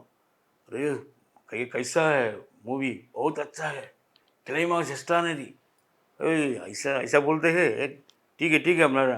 விக்ரம் காமிச்சோன்னே எல்லா பேரும் சார் எங்கள் கம்பெனிக்கு ரொம்ப நல்ல படம் பண்ணி கொடுத்துருக்கீங்க அப்படின்னாரு. சார் நான் என்கிட்ட சொல்லாதீங்க, சவுத் சார் சொல்லுங்கள், அவர் தான் நன்றி சொன்னார். விக்ரமன் இந்த கிளைமாக்ஸ் வச்சுக்கியானார். Super climax. முதல்ல ஃபைட்லாம் இருக்கும், சங்கீதா கல்யாணம் பண்ணமாக இருக்கும். அப்போ லவ் பண்ண பொண்ணு அந்த ஊரில் இருக்கும்போது ஒரு சங்கீதா கல்யாணம் எப்படி அங்கே வாழுவார், அந்த மாதிரி இந்த கிளைமேக்ஸ் தான் ஒர்க் ஆச்சு. முரளி எப்படி பழகுவார் படப்பிடிப்பு? நல்லா அவர் அவர் இறந்ததெல்லாம் எங்களுக்கு ரொம்ப மனசு கஷ்டம். நாங்கள் வந்து பிரிவோம் சந்திப்போம்னு ஒரு படம், பல்லவி முதல் படம், அந்த படத்துலேருந்து அவர் பழக்கம். முரளி வந்து கல்யாணம் பண்ணிட்டு மெட்ராஸ்க்கு வரும்போது நாங்களாம் வீடு பார்த்து கொடுத்தோம், ராஜகுமார் சார் நாங்களாம். அப்போ வந்து ஸ்வேதா ஹோட்டலில் தங்கியிருந்தார். ஒரு ஸ்டேஜில் வந்து அவங்க ரூம் காலி பண்ண சொல்லிட்டாங்க. படங்கள் வாய்ப்பு இல்லை. இப்போ அபிராமபுரத்தில் ஒரு வீடு நாங்கள் வாடகை பிடிச்சி கொடுத்தோம். ஒரு சாதாரண பாய் தலானியோட ஆரம்பித்தார். இன்றைக்கும் அந்த மேடம் வந்து எங்கே பார்த்தாலும் லட்சுமணா எப்படி இருக்கா, எது வேணாலும் வந்து கேளுறா, ஹெல்ப்லாம் நீங்களே எங்களுக்கு அவ்வளோ ஹெல்ப் பண்ணீங்க பாரு. நல்ல மனிதர், நல்ல மனிதர் தான் போயிட்டே இருக்காங்க. மனோபலா சார், விவேக், மயில்சாமி, கிருஷ்ணமூர்த்தி இவங்கெல்லாம் இறந்தது எங்களுக்கு ரொம்ப கஷ்டம். கொரோனா பீரியடில் வந்து விவேக் சாரும் மயில்சாமி சாரும் ரொம்ப ஹெல்ப் பண்ணாங்க எங்களுக்கு. மனோபலா சார் ஷூட்டிங்லாம் கூட மாதம் மாதம் ஹெல்ப்புக்கு பணம் கொடுப்பாங்க. ஒரு தடவை நான் சாலை கிராமத்தில் ஒரு சலங்கடை வாசலில் உட்காந்துருந்தேன். விவேக் சார் கார் நிப்பாட்டினார். லட்சுமணாயமா என்ன மாஸ்க் போடாமல் உட்காந்துருக்கேன். இல்லை சார். சரி வண்டியில் இருந்தார். கூப்பிட்டு போய் Apollo hospital wait, Apollo medical மாஸ்க்கு, சானிடைசர், கையில் 5000 பணம் எல்லாம் கொடுத்து அனுப்பிச்சி விட்டார். அதான் எந்த கொரோனாக்கு அதெல்லாம் பண்ணால் அவர் கொரோனாவில் சிறந்து போயிட்டார். மயில்சாமி அப்படி தான். ஒரு பார்க்கு இருக்கும், அந்த பார்க்கில் அந்த மீனுக்கு வாத்துக்கெலாம் தீனி போட்டுருப்பார். அண்ணே ரொம்ப சிரமமாக இருக்குண்ணே, வீட்டுக்கு வா. போனவுடனே இந்த கடையில் போய் ஒரு 2 மாதத்துக்கு சுகர் மாத்திரை, ப்ரெஷர் மாத்திரை வாங்கிக்க. அப்புறம் வாங்கிட்டு போகணுன்னு அரிசி பொருளாக வாங்கி வச்சுருப்பார். வாங்கி வச்சுட்டு கையில் செலவு தான் பணம் கொடுப்பார். நல்ல மனிதர். அதில் சாலிகிராம் எல்லாம் வந்த பிறகு அவர் தான் டெய்லி சோறு போட்டார். ஆமாம் ஆமாம். அதை கேள்விப்பட்டு சத்யராஜ், அப்புறம் விவேக், பிவா சார் எல்லா பேரும் ஹெல்ப் பண்ணாங்க. தனியாக ஒரு போட் ரெடி பண்ணி. நீங்கள் நல்லா மிமிக்ரி பண்ணுவீங்களா? அவ்வளோவா வராது, பட் விஜயகாந்தெல்லாம் அப்படியே பேசி. ஆமாம் அதுக்கு கூட இருந்தேன்னா அது. இப்போ நெல்லை சிவான்னு ஒருத்தர் இருக்கார்ல, ஆமாம். அவர் தவறி போயிட்டார். அவர் மாதிரி பேசுவார். அவர் நெல்லை சிவாவுக்கு வந்து ஒரு ஃபோன் கால் வருது. எவன் அடிக்கான், ஷூட்டிங்கில் இருக்கும், ஃபோன் அடிச்சுக்கிட்டே இருக்கு. டைரக்டர் சார் ஒருத்தர் ஃபோன் பண்ணிகிட்டே இருக்கான், கொஞ்சம் பேசிட்டு வரட்டுமா? ஹலோ அண்ணே, எல்எம்எம் குமார் பேசுகிறேன். நெல்லை சிவா சார் தானே? நெல்லை சிவா தானே ஃபோன் போட்டேன், அவன் அப்போ நான் எடுப்பான். நெல்லை சிவான்னு பேசுகிறேன். இல்லைண்ணே நாங்கள் ஒரு படம் எடுக்கிறோம். நான் எடுக்க வேணும்னு சொன்னேன், தாராளமாக எடுத்துங்க. உனக்கு அருமையான கேரக்டர்ண்ணே இந்த படத்தில். அருமையான கேரக்டர்னா ஹீரோ தூக்கிட்டு என்ன போட போகிறீங்களா? இல்லைண்ணே டைரக்டர் சொல்ல சொன்னார். என்ன சம்பளம் சொன்னாங்க? அண்ணே ஒரு 750 ரூபா. ஃபோனை வைடா அவனு. திருப்பி அவரே அடிப்பாங்க. அண்ணே என்னண்ணே ஃபோனை கட் பண்ணிங்க? நீ 750 ரூபா சொன்னீங்கல்ல, நான் பரங்கிமலேருந்து கோடம்பாக்கம் வரைக்கும் 400 ரூபா பெட்ரோல் போடுறேன். 750 ரூபாய் எவன் அடிப்பான்? ஆமாம் ஹீரோ யார் நடிக்கான்? ஒரு ஹீரோ பேரை சொல்கிறாங்க. அதாவது திருட்டி வீசி கூட போட மாட்டாங்க, ஃபோனை வை. அப்புறம் ஒரு ஆஃபீஸுக்கு போயிருக்காரு. அங்கே ஒரு பையன் ஆஃபீஸ் பையன், அண்ணே வணக்கண்ணே எப்படி இருக்கீங்க? ஏய் தம்பி எந்த ஊர்? தூத்துக்குடி. ரொம்ப நல்லா நடிக்கிய. அண்ணே நானும் உங்களை மாதிரி நடிக்கணும்னு ஆசையில் தான் இங்கே வந்திருக்கேன். அப்படியா? நாங்களே நீயும் வர போறியா? அப்புறம் ஒரு தொட்டியில் வந்து பால், அதில் பள்ளி மறந்துக்கிட்டு இருக்கு. டேட் அண்ணே நெல்லை சிவானே எப்படின்னு இருக்கீங்க? நல்லா இருக்கேன். நீங்கள் யார்? நான் தானே டைரக்டர், ஹீரோ. அப்படியா? காசு இருந்தால் எவனா ஹீரோ. ஆமாம் இது என்ன சார்? அண்ணே படத்தோட டைட்டில் பாலில் விழுந்த பள்ளி. அப்படியா? ஒரு குடும்பமா போடா அவனு வந்துட்டார் சொல்லிட்டு. பாலில் விழுந்த பள்ளியான் டைட்டில் ரொம்ப நல்லாயிருக்கும். அவர் வந்து ஒரு படம் ஜெயமுண்டு ஒரு படம் பூஜை. நெல்லை சிவா நாங்கள் எல்லா பேரும் காமெடி ஆடிச்சு உட்காந்துருக்கோம். சாப்பிட்டு முடிஞ்சுன்னா பூஜைலாம் பண்ணி சாப்பிட்டு முடிஞ்சு உட்காந்துருக்கோம். பாபா கலைஞர் டிவி நேரம் வரான், ஏதாவது சொல்கிறேன்னா காமெடி சீன் போட மாட்டான். டைரக்டர் பேர் என்ன? பிசி பால். ஆமாம் படம் பேர் ஜெயமுண்டு பயமுண்டு. ஆனால் நெல்லை சிவான் கலைஞர் டிவியா வணக்கம், நம்ம தலைவர் டிவியில் கண்டிப்பாக கொடுத்துருவோம். கொடுக்கலன்னா எங்கள் சீனில் கட் பண்ணுவீங்கள்ல. நான் நாகர்கோவிலில் மகிழ்ச்சியும் ஷூட்டிங்கில் இருந்தேன். அப்போ ஃபோன் வந்துக்கிட்டே இருந்துச்சு. என்னடான்னு பார்த்தா ஹலோ நெல்லை சிவா சாரா? ஆமாம் நான் தான் பேசுகிறேன். இல்லைண்ணே என் பேர் பிசி பாலு, நாங்கள் ஜெயமுண்டில் படம் எடுக்கிறோம். அந்த படத்தில் வந்து ஒரு நல்ல கேரக்டர், உங்களுக்கு கதையை சொல்லட்டுமாண்ணே? சார் இங்கே நடிக்கிற ஒரு சீனே சொல்ல மாட்டேங்கிறாங்க, நீங்கள் கதையை சொல்கிறேன்றீங்க. நான் மெட்ராஸ் வந்து கேட்க அவனு மெட்ராஸ் வந்துட்டார். கதையை சொல்லு. மெட்ராஸ் கதையை கேட்டேன். அடுத்த மைனா பிசி பாலு சிம்பிள் எங்களோட உட்காந்து சாப்பிட்றாரு. அந்த டைரக்டரே பார்த்தது இல்லை அவர், நேராக வந்து சாப்பிட்டுக்காண்டார். ஒரு ஜாலியான மனுஷன். அதே மாதிரி வடிவேலு கண்ணும் படத்தில் போண்டாமணி தண்ணிக்குள்ளேருந்து வருவார். ஆமாம். வந்துட்டு அண்ணே அடித்து கேட்பாங்க, யார் கேட்டாலும் சொல்லாதீங்க அப்படிம்பாங்க. அப்போ வந்து நல்ல இன்ஸ்பெக்டர்ஸ் எல்லாம் மாறிட்டு வடிவேலனை கூப்பிட்டாரு. சிவானே இது வந்து ஃபிலிம் 450 அடி வருது ஒரு ஷாட்டு. போண்டாமணி வருவான், என்கிட்ட கேட்பான், அப்போ போயிடுவான், நீங்கள் வருவீங்க, கேட்பான், நீங்கள் போவீங்க, திருப்பி போண்டாமணி வருவான், திருப்பி நீங்கள் வருவீங்க. அதனால் வந்து கரெக்டாக கவனம் செலுத்தி நடிங்க. வடிவேலு நீ மானிட்டில் ஒன்றும் பண்ண மாட்டேங்கிற, டேக்கில் அப்படி இப்படின்ற, அப்போ இங்கே சிரிப்பி தானே வருது, மானிட்லையும் எனக்கு நடிச்சுக்காம. ஓகே, அந்த மாதிரி ஒரு நகைச்சுவை கதாபாத்திரத்தால் நடிக்கிறது அப்படின்றது நீங்களே எடுத்த முடிவா இல்லை அது மாதிரி வாய்ப்பு இது அமைஞ்சது, அந்த மாதிரி அமைஞ்சது சார். கொடுக்குற மாதிரி கொடுக்குறாங்க. இப்போ இலீஸ் சார் படத்தை நடித்தோம். அதில் வேலையெல்லாம் வெள்ளக்கார மாதிரி ஃபுல் காமெடி படம். ரவி மாதிரியெல்லாம் இந்த படம் வேறு மாதிரி பண்ணியிருக்காரு, பெரிய லெவலில் போவார். அதில் ரவி மாதிரி அசிஸ்டண்ட்டு, வேலைன்னா வெள்ளக்காரன் அது மாதிரி அதே மாதிரி கூட. எழில் ஒரு தரமான டைரக்டர். ஒரு 50 நாளைக்கு மேலே ஷூட்டிங் போக மாட்டார். ஆமாம். ப்ரொடியூசர் நஷ்டம் இருக்காது, உண்மை ஜெயிக்கிற கதையை பண்ணிடுவார். நகைச்சுவை கதாபாத்திரம் வந்து தானாக உருவானது. எனக்கு ஆனந்தம் படத்தில் அந்த மாதிரி சென்டிமெண்ட் கிடச்சி, அதுக்கப்புறம் எதுவும் கிடைக்கல. நாங்கள் யார் கூப்பிட்டாலும் போயிடுவோம். இப்போ வந்து உங்களை மாதிரி யூடியூப் சேனலு, இப்போ இது வச்சு தான் எங்களை சோறு சாப்பிட்றோம். ஏன்னா சினிமா வந்து ரொம்ப கம்மி. என்னைக்கு டிஜிட்டல் வந்துச்சோ அன்றைக்கே சினிமா அழிஞ்சு போச்சு. யார் வேணால் நடிக்கலாம், பணம் இருக்கணும் நடிக்கலாம் அப்படின்னு ஆகிப்போச்சு. ஃபிலிம் இருக்கும்போது இவர் நடித்தா ஒரே டேக்கில் பண்ணுவார், ஃபிலிம் வேஸ்ட் பண்ண மாட்டான்னு போடுவாங்க. இப்போ அப்படி கிடையாது, 10 டேக் ஆனாலும் பரவாயில்லன்னு சொல்லி எடுக்கிறாங்க. அந்த மாதிரி ஆகிப்போச்சு. எந்தெந்த காமெடி நடிகர்களெல்லாம் நடித்ததில் உங்களுக்கு ரொம்ப பிடிக்கும்? வடிவேலுன்னா எனக்கு பிடிக்கும். அதுக்கப்புறம் வந்து எனக்கு பிடிச்சதுன்னா சந்தானம் சார் படம் நடிச்சிருக்கேன், கலகலப்பில். அவரும் இப்படி தான், ஒரு டைரக்டர் சீன் சொன்னோடனே, ஸ்கிரிப்ட் சொன்னோடனே, சார் நான் ஏதாவது சேர்த்துக்கலாம் சார் பாரு, ஒரு ஸ்கிரிப்ட் அவர் ஒரு பேட் வச்சு எழுதிக்குவார். ஒன்றுமில்ல, கலகலப்பில் காரில் வந்துக்கிட்டே இருப்போம். அப்போது ஒரு இது சொன்னார், சுந்தரிசி கண்டிப்பாக பண்ணுங்க பாஸ், சூப்பராக பாஸ் சொன்னார். நான் காரில் வந்துக்கிட்டே இருப்போம், அண்ணே நான் முன்னாடி உட்காந்துக்கண்ணே, ஏன்டா பின்னாடி தூக்கி போடுதுண்ணே, டம்மான்னு அடிப்பார். தேட்டரில் பெரிய கிளாப்ஸ். வாத்தியாரே நாமெல்லாம் முன்னாடி போய் உட்காரட்டா? ஏன் முன்னாடி போய் நீ வேகமாக ஓட்ட போறியா? இல்லை வாத்தியாரே, பின்னாடி தூக்கி போடுது. அவர் அப்போ சொல்லிக்கிட்டே இருப்பார். விவேக் சார் அப்படி தான், அவர் ஒரு பிரசன்னகுமார் ரைட்டர் வச்சு எழுதுவார். வடிவேலுக்கும் எஸ்பி ராஜ்குமார், மனோகரன் 2 பேர் எழுதுவாங்க. எல்லா மௌன் செயல் வந்து சிந்தாமணி கொலை வழக்கு மலையாளத்தில் வந்துச்சு. அதில் காமெடியே கிடையாது. இங்கே காமெடி வச்சாங்க, காமெடி வச்சனால அந்த படம் ஓடிச்சு. கரெக்ட். இந்த வடிவேல் கோர்ட்டில் இருப்பார், வண்டுமுருகன். வண்டுமுருகன், அதெல்லாம் செம காமெடி. வடிவேல் ஜெயிலில் இருப்பார், இந்த வந்துட்டாங்களா, இந்த பசங்க வந்துட்டாங்களா, என்னடா ஜாமீன் கிடைச்சா, மஞ்சள் மீன் இருக்குன்றாங்க, பாலமீன் இருக்குன்றாங்க, கெண்டமீன் இருக்குன்றாங்க, கெளுத்தி மீன் இருக்குன்றாங்க. ஆனால் நீ கேட்ட ஜான் மாதிரி கிடைக்கல பாஸ். டேய் ஜாமீன் மீன் மார்க் கேட்பாங்க, யோ என்ன லூஸ் எல்லாம் பேசுகிறா, ஜாமீன் மீன் மார்க் கேட்கலாம், எங்கே கேட்பாங்க, கோயம்புத்தூருக்கு எல்லா மார்க்கும் தேடி வந்துட்டான், கடல்லே இல்லையா. அதெல்லாம் பெரிய கிளாப்ஸ். அதே மாதிரி ஏபிசின்னு ஒரு படம், சரவண சுப்பையா, அந்த படத்தில் ஒரு பஸ் கண்டக்டர் வடிவேலு, நான் பஸ்ஸில் ஒரு பயணம் செய்வேன். டிக்கெட் அண்ணே ஒரு டிக்கெட் கொடுண்ணே, இந்தாண்ணா அவருக்கு, அவர் ஏற்கனவே டிக்கெட் எடுத்துட்டாருண்ணே. யோ இப்போ தான் டிக்கெட் கொடுக்குறாங்க, ஏற்கனவே எடுத்துட்டாருந்தா, எங்கள் அப்பா தாங்க எடுத்துட்டாருங்க, எப்படா நம்புறது அப்படின்னு அப்புறம் வெங்கல்ராவ் தலைவன், நான் டெட் பாடியை கொண்டு போகிறேன், அதான் சொன்னேன்ல டிக்கெட் எடுத்துட்டாருன்னு. இப்போ என்னடா பண்ணுறது, ஏய் அப்பாடா பெத்தான் செத்தான், காலம் போகிற போக்கில் ஆத்தா செத்தான் அப்பா செத்தான் போயிட்டே இருக்கீங்க. இப்போ என்னடா பண்ணுறது, 5000 பணத்தை கொடு.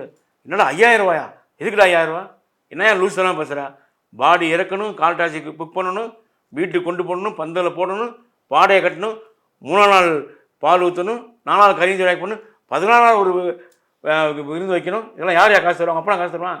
அதுக்கு நான் என்ன பண்ணுறது, என்கிட்ட 500 இருக்குது, சரி கொடு அப்பா, இந்த பஸ்ஸில் 500 தேரிச்சு, எவ்வளோ நேரமாக மூச்சு அடைக்கிறது, 500 காசுக்காக, தம்பி நல்லா ஆமணி பஸ்ஸாக பிடி அப்படின்னு. அந்த காமெடி சூப்பர். அந்த காமெடி எடுக்கும்போது நான் வந்து ராம்நாட்டில் இருந்தேன். வடிவேலில் ஃபோன் பண்ணி சொன்னால் அருமையான சீன் மாட்டிக்கு வாடா அப்படின்னாரு. ஆனால் இங்கே ஒரு 4 நாள் ஷூட்டிங்கிறேன், டேரக்டர் யாரா, நேசன் சார்னு. அதில் தம்பி நேசன் லட்சுமணன் அனுப்பிச்சி விடுங்க, உடனே அனுப்பிச்சி விட்றேன் அப்படின்னாரு. சரிங்கண்ணே சொல்லிட்டு அனுப்பிச்சி விட்டாங்க. நான் வந்து 5:30 மணிக்கு இறங்கினேன், ஃபிலிம் சிட்டி போனேன். லட்சுமணா இன்னும் 1 hour தான் இருக்குது, பஸ்ஸுக்குள்ளே இருட்ட போகுது, ஒரே டேக்கில் பண்ணிடு. ஆனால் நீங்கள் ஒரு தடவை உட்காந்து பண்ணி காமிங்கன்னா வடிவேல் நடிச்சு காமிச்சார் உட்காந்து, அப்படியே பண்ணேன் ஒரே டேக்கில். அது வந்து நல்ல சீன் கிளிக் ஆச்சு. இந்த வண்டியில் 5 தான் தெரிச்சு, வாங்க அடுத்த வண்டிக்கு போகலாம். ஒண்ணு கொடுக்க வேண்டியதானே? எவ்வளவு நேரம் மூச்சு அடைக்கிறது? என் புள்ள யாருக்கிட்டயோ இவ்வளவு நேரம் விளக்கம் சொன்னதில்லை. அதாவது கூட நான் நடிக்கிறதுக்கு சொல்லி தருவார். பண்ணுவாரா? ஆமாம், மற்ற காமெடின்னு யாரும் சொல்ல மாட்டாங்க. அவன் தட்டிட்டு போயிடான். ஒரு 4 பேர் இருக்காங்கன்னா இந்த அல்வாஸ்க்கு இந்த டைலாக் கொடுங்க, லட்சுமணன் கொடுங்க, சுப்ராஜ் கொடுங்க, டைலாக் பிரித்து கொடுப்பாரு. மற்ற இதுங்களாம் நம்மளே டைலாக் பேசணும்பாங்க. டம்மி அன்றைக்கி தலையை ஆட்டுவாங்க. இது அவருக்கு பிடிக்கவே பிடிக்காது. ஒரு சுமதினு ஒரு நடிகை ஜூனியர் ஆர்டிஸ்ட்டு, அது பாருங்கள் வடிவில் ஒன்று நடித்து சொல்லி கொடுத்தா அது பிஸியாக இருக்குது இன்றைக்கி. குண்டு சுமதின்னு சொல்லிட்டு. ஆமாம் ஆமாம். அதே மாதிரி பிரியங்கான்னு ஒரு லேடி, அவங்க நிறைய பேரை வளர்த்து விடுவார். யோசனை பண்ணிக்கிட்டே இருப்பார். ஏதாவது பண்ணணும், சிரிக்க வைக்கணும், சிரிக்க வைக்கணும் அப்படின்னு ஏதாவது பண்ணிக்கிட்டே இருப்பார். நல்ல கலைஞன். இல்லைன்னா வந்து சினிமாவில் வந்து அதே வடிவேலு தேவர்மானில் சென்டிமெண்ட்டாக நடிச்சிருப்பார். அப்போ சூப்பராக. சிவாஜி சாரே பாராட்டிக்கார் படம் பார்த்துட்டு. இது பல பேருக்கு வந்து அவர் ஹெல்ப் பண்ணியிருக்காரு. இப்போ சமீப காலமாக எல்லாருமே சேர்ந்து அவரை விமர்சிக்கிற மாதிரி ஒரு சூழ்நிலை வந்திருக்கேன். அவர் நாய் சேர் படத்தில் பழைய ஆள்லாம் வராதிங்கன்ட்டார் ஆஃபீஸ்க்கு. இந்த படத்தில் வாய்ப்பு இல்லைன்ட்டார். அதை அப்படியே விட்டுருந்தா பரவாயில்ல. அது டிவி மீடியாவிலலாம் சொல்லிட்டார். பழைய குரூப்பை கட் பண்ணிட்டேன், புது டீம் சேர்த்துருக்கேன் அப்படின்னாரு. புது டீம் சேர்த்தாரு. 2 நாள் தான் படம் ஓடிச்சு. இதில் வந்து அவருக்கு யாருமே சிரிக்க மாட்டேங்கிறாங்க. இந்த விஜய் டிவி ராமர் பண்ணுறது சிரிக்கிறாங்க, மற்ற நடிகர் பண்ணுறது சிரிக்கிறாங்க. அவருக்கு யாரும் சிரிக்க வரல. சந்திரமி இதெல்லாம் பண்ணார், பெருசாக ஒன்றும் இல்லை. கவுண்டமணியோட படம் பண்ணியிருக்கீங்க? இல்லை, அது வரையும் பண்ணது கிடையாது. கவுண்டமணி சார் ரொம்ப பிடிக்கும். எங்கள் ஆஃபீஸ் பக்கத்தில் தான். பண்ணது கிடையாது. வடிவேல்னு வந்து இன்றைக்கி நைட்டு டைரக்டர் வர சொல்லி பேசுவார். நாளைக்கு இந்த சீன் எடுக்க போகிறோம் நைட்டு தான் சொல்லுவார். ஒவ்வொரு ஆர்டிஸ்ட்டும் இந்த பையனை போட்டுங்க, இந்த பையனை போட்டுங்க, அந்த பையன் காலை ஸ்பாட்டுக்கு வந்து கரெக்டாக இருக்கும். டக்குன்னு ஒரே டக்குன்னு போயிடுவாங்க. இன்வால்மெண்ட்டு தான் சினிமாவில் நீடித்து வாழலாம். இன்வால்வ் இல்லாமல் அசால்ட் இருந்தோம்னா கண்டிப்பாக கஷ்டம்தான். உங்களுக்கு எந்தெந்த காமெடியெல்லாம் ரொம்ப பிடிக்கும்? எனக்கு வடிவேலன், சந்தானம் சார், விவேக் சார், லிவிங்ஸ்டன். இப்போ சமீபத்தில் வந்து சூரி ஒரு ஹீரோ ஆகிட்டார். இந்த கருடன் படம் வந்து 12 நாளில் எத்தனையோ கோடி வசூல் பண்ணியிருக்கான். நல்ல வசூல், பெரிய ஹிட்டு. பெரிய ஹீரோக்கு பண்ணுற வசூல் பண்ணியிருக்கான். ஆமாம். சூரி எனக்கு சில படங்களில் வாய்ப்பு வாங்கி கொடுத்துருக்காரு. பழைய பாண்டியாவில் வாய்ப்பு வாங்கி கொடுத்தாரு. யோகி பாபு பண்ணிக்கிட்டு இருக்காங்க. நல்ல வளர்ச்சியும் இன்றைக்கி யங்ஸ்டர்ஸ்லாம் நிறைய பேர் வந்துட்டாங்க. சினிமா ஆரோக்கியமாக தான் இருக்குது. எல்லா பேரும் சொல்கிறாங்க சினிமா ஓஞ்சி போச்சு, பிடிச்சி போயிட்டாங்க. அப்படி தானே கருடன் படம் எத்தனை கோடி வசூல் பண்ணுமா? ஒரு சூரி ஹீரோ இவ்வளோ வசூல் பண்ணுமா? இன்றைக்கி மகாராஜாங்கிற படம் எத்தனையோ கோடி வசூல். அதாவது எந்த ஹீரோக்கும் 50வது படம் ஓடுனதில்லை. இந்த விஜய் சேதுபதி பெரிய ஹிட்டு. கரெக்ட். அது டைரக்டர் குரங்குமை டைரக்டர். அதாவது சார் சினிமாலாம் அழிக்க முடியாது சார். நல்ல கதை திரைக்காக இருந்தால் படம் ஓடும். அன்னைக்கு வந்து விஜய் சேதுபதி வந்து ஒரு சாதாரண ஆர்டிஸ்ட் தான். கார்த்திக் சுப்ராஜ் படம் பண்ணும்போது பீட்சா. ஆமாம். இப்போ இன்றைக்கி வந்து பெரிய ஆர்டிஸ்ட் ஆனாங்க. அதனால் யாருமே வரவேற்கணும் தமிழ் சினிமா. அந்த தக்க வச்சுக்கிறது அவங்க பொறுப்பு. அது எல்லா பாட்டையும் கரெக்டாக நடந்துக்கணும். சம்பளம் வந்து ஏற்றி கேட்காம படிப்படியாக ஸ்டெப் பை ஸ்டெப்பாக கேட்டு வந்தால் சினிமா நல்லா வாழலாம். நீங்கள் யாருடைய படத்தை நடிக்கிறதுக்காக முதல்ல சென்னைக்கு வந்தீங்களோ அந்த பாரதி ராஜாவை அப்புறம் பார்த்துறீங்களா? இல்லை, டி நகரில் ஒரு பீட்டர் செல்வகுமார் ஒரு இது நடந்தார். இந்த செல்வகுமார் பிஆர் செல்வகுமார், பிடி செல்வகுமார். ஆமாம். அதில் வந்து கிளப்பில். ஆமாம், நனைந்த கலைஞர்களுக்கு அப்போ போய் அந்த விருது வாங்கினே பார்த்தேன். ஆனால் அவர் நிறைய பேர் சொல்லியிருக்காரு. இந்த பாரதிராஜா அசிஸ்டண்ட் அவரை வீரசிங்கம்னு ஒருத்தர். ஆமாம். அவர்லாம் சொல்லியிருக்காரு. அந்த பையன் பாரியா பொறுமையாக இருந்தான், இன்றைக்கி சினிமாவில் இருக்கான் பாரியா அவர் காமெடினா அப்படின்னு சொல்லிட்டு ரொம்ப பாராட்டிக்கார். அதாவது காமெடியன் வந்து சாகிற வரைக்கும் நடிச்சுக்கிட்டே இருக்கலாம். ஹீரோக்கு வந்து 2 படம் ஓடலைன்னா ஓரம் கட்டிடுவாங்க. நாகேஸ்வர் கடைசி வரையும் நடிச்சுக்கிட்டே இருந்தார். பொறி படத்தில் நடிக்கும் போதெல்லாம் நாகேஸ்வர் தள்ளாடி நடந்துருந்தார். அப்பயும் நடிச்சுட்டு தான் இருந்தார். அலையில் உள்ள படத்தில் நீங்கள் நடிச்சிருந்தா ராதாவுக்கு ஜோடியாக நடிச்சிருப்பீங்க. ஆமாம். அந்த ராதாவை எப்பாவது பார்த்து பேசுனீங்களா? இல்லை, நேரில் பார்த்தது இல்லை. அதெல்லாம் ஒரு அமைப்பு தான் சார். யார் யாருக்கு என்ன கிடைக்குமோ அது கிடைக்கும். ஆனால் இன்றைக்கி நான் சினிமாவில் இருக்கேன் சார். இன்றைக்கி கார்த்திக் சாரை வந்து படங்கள் ஒன்றும் வாய்ப்பு இல்லை. நான் நடிச்சுக்கிட்டு தான் இருக்கேன். நாகேஷை சந்திச்சிருக்கீங்களா? அதான் பொறி படத்தை நடிக்கும்போது பார்த்தேன். நல்லா பண்ணுறடா, நான் பார்த்துருக்கேன்டா உனையா. பூவனக்கா நாங்கள் தான் நாகேஷ் சாருக்கு நம்பியார் சாருக்கு காய்கறிலாம் வாங்கி கொடுப்பேன். நம்பியார் சார் வந்து ஒரு காஃபி கூட வீட்டில் தான் சாப்பிடுவார். அவருக்கு நிரஞ்சன் ஹோட்டல் ரூம் போட்டு கொடுத்தோன்னு அந்த மேனேஜர் கூட பேசினார். எனக்கு ஒரு கேஸ் ஸ்டவ்வு இதெல்லாம் வாங்கி கொடுத்துரு. அப்போ விக்ரம் சாரை கூட நம்பியார் வந்து விக்ரமன் எனக்கு காய்கறி நல்லா இந்த லட்சுமணன் காய்கறி நல்லா வாங்குவான், அவன் நல்லா சமைப்பான். அப்படியே அந்த பையனை வந்து ஒய்ஃப்ட்ட அறிவுறுது. அவங்க ஒய்ஃபை கூட்டி போய் காய்கறிலாம் வாங்கி கொடுப்பேன். ஒரு நம்பியார் சார் என் சாப்பாடு சாப்பிட்றேன்னாரு. எதுலேயுமே உப்பு இல்லை, ஆனால் டேஸ்ட்டு. காஃபி சர்க்கரை கிடையாது, அவ்வளோ டேஸ்ட். நல்ல ஒரு அற்புதமான மனிதர். நாகேஷ் சார் வந்து அந்த ஸ்கூட்ரு ஓட்டுறது அத்தனை வயசில் அங்கே வந்து ஒரு பையனை வச்சு கற்றுக்கிட்டார். கீழே விழுந்து 2 3 அடிபட்டுச்சு. அதை வந்து நம்ம ஸ்கூட்ரு ஓட்ட முடியாதுன்னு சொல்லக்கூடாதுன்னு சொல்லிட்டு கற்றுக்கிட்டு ஓட்டிட்டு வந்தார். காமெடி நடிகர்களுக்கு ஈடு கொடுத்து நடிக்கிற கதாநாயகர்கள்னு பார்த்தீங்கன்னா, ஒரு பக்கம் சத்யராஜ், ஒரு பக்கம் கார்த்திக், இன்னொரு பக்கம் பார்த்திபன். இவங்கெல்லாம் சூப்பராக வந்து காமெடி நடிகர்களோட கவுண்டர் கொடுப்பாங்க. வடிவேலோட நடித்த படம் பார்த்தாலும் சரி, கவுண்டமணியோட நடித்த படங்கள் பார்த்தாலும் சரி சூப்பராக இருக்கும். இவங்க யாரோடலாம் நீங்கள் நடிச்சிருக்கீங்க? சத்யராஜ் சார் கூட இந்த கோவை பிரதர்ஸ் நடித்தேன்.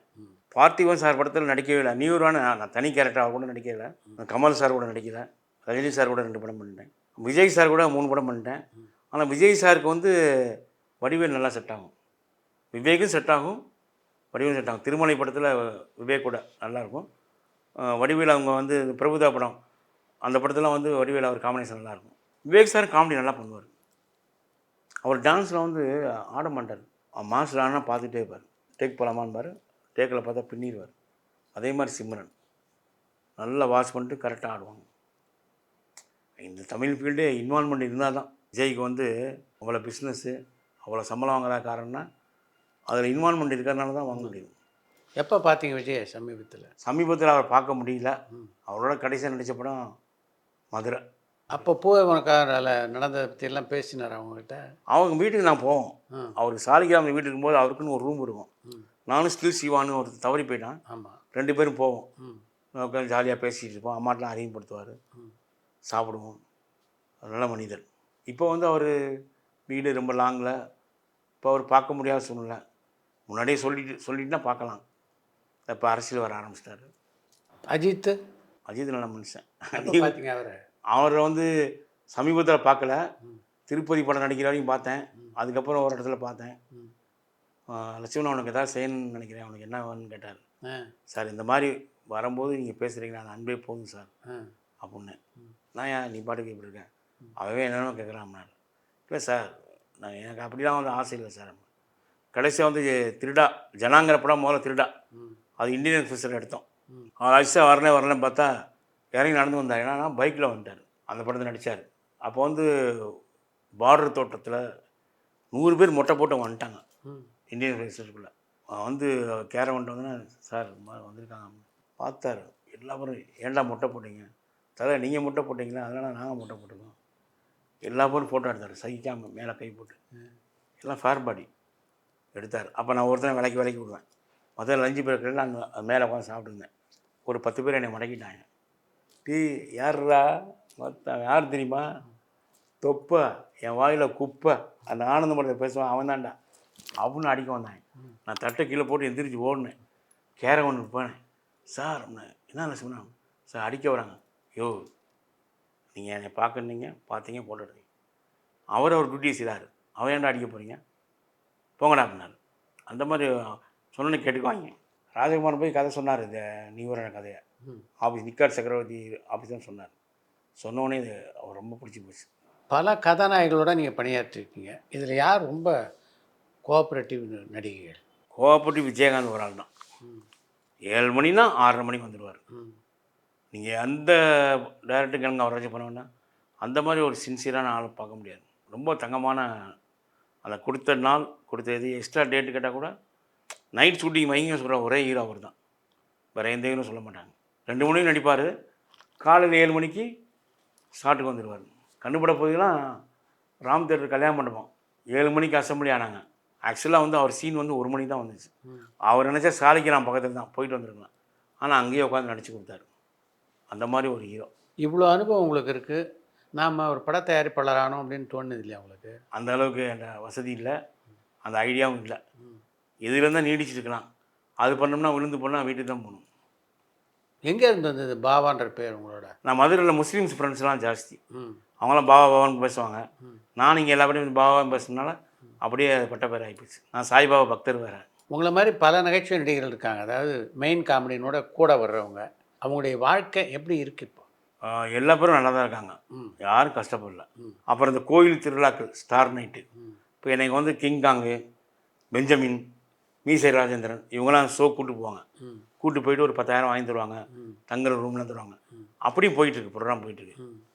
அது மாதிரி நிறைய பேர் ஹெல்ப் பண்ணுறாங்க. உதாரணத்துக்கு எனக்கு நங்கநல்லூரில் ஒரு பழக்கடைக்காரர் பாலமுருகன் சொல்லி அவர் மாதம் மாதம் ஹெல்ப் பண்ணுறாங்க. சௌத்ரி சாரோட பையன் ஜீவா அவர் மந்த்லி ஹெல்ப் பண்ணுறாரு.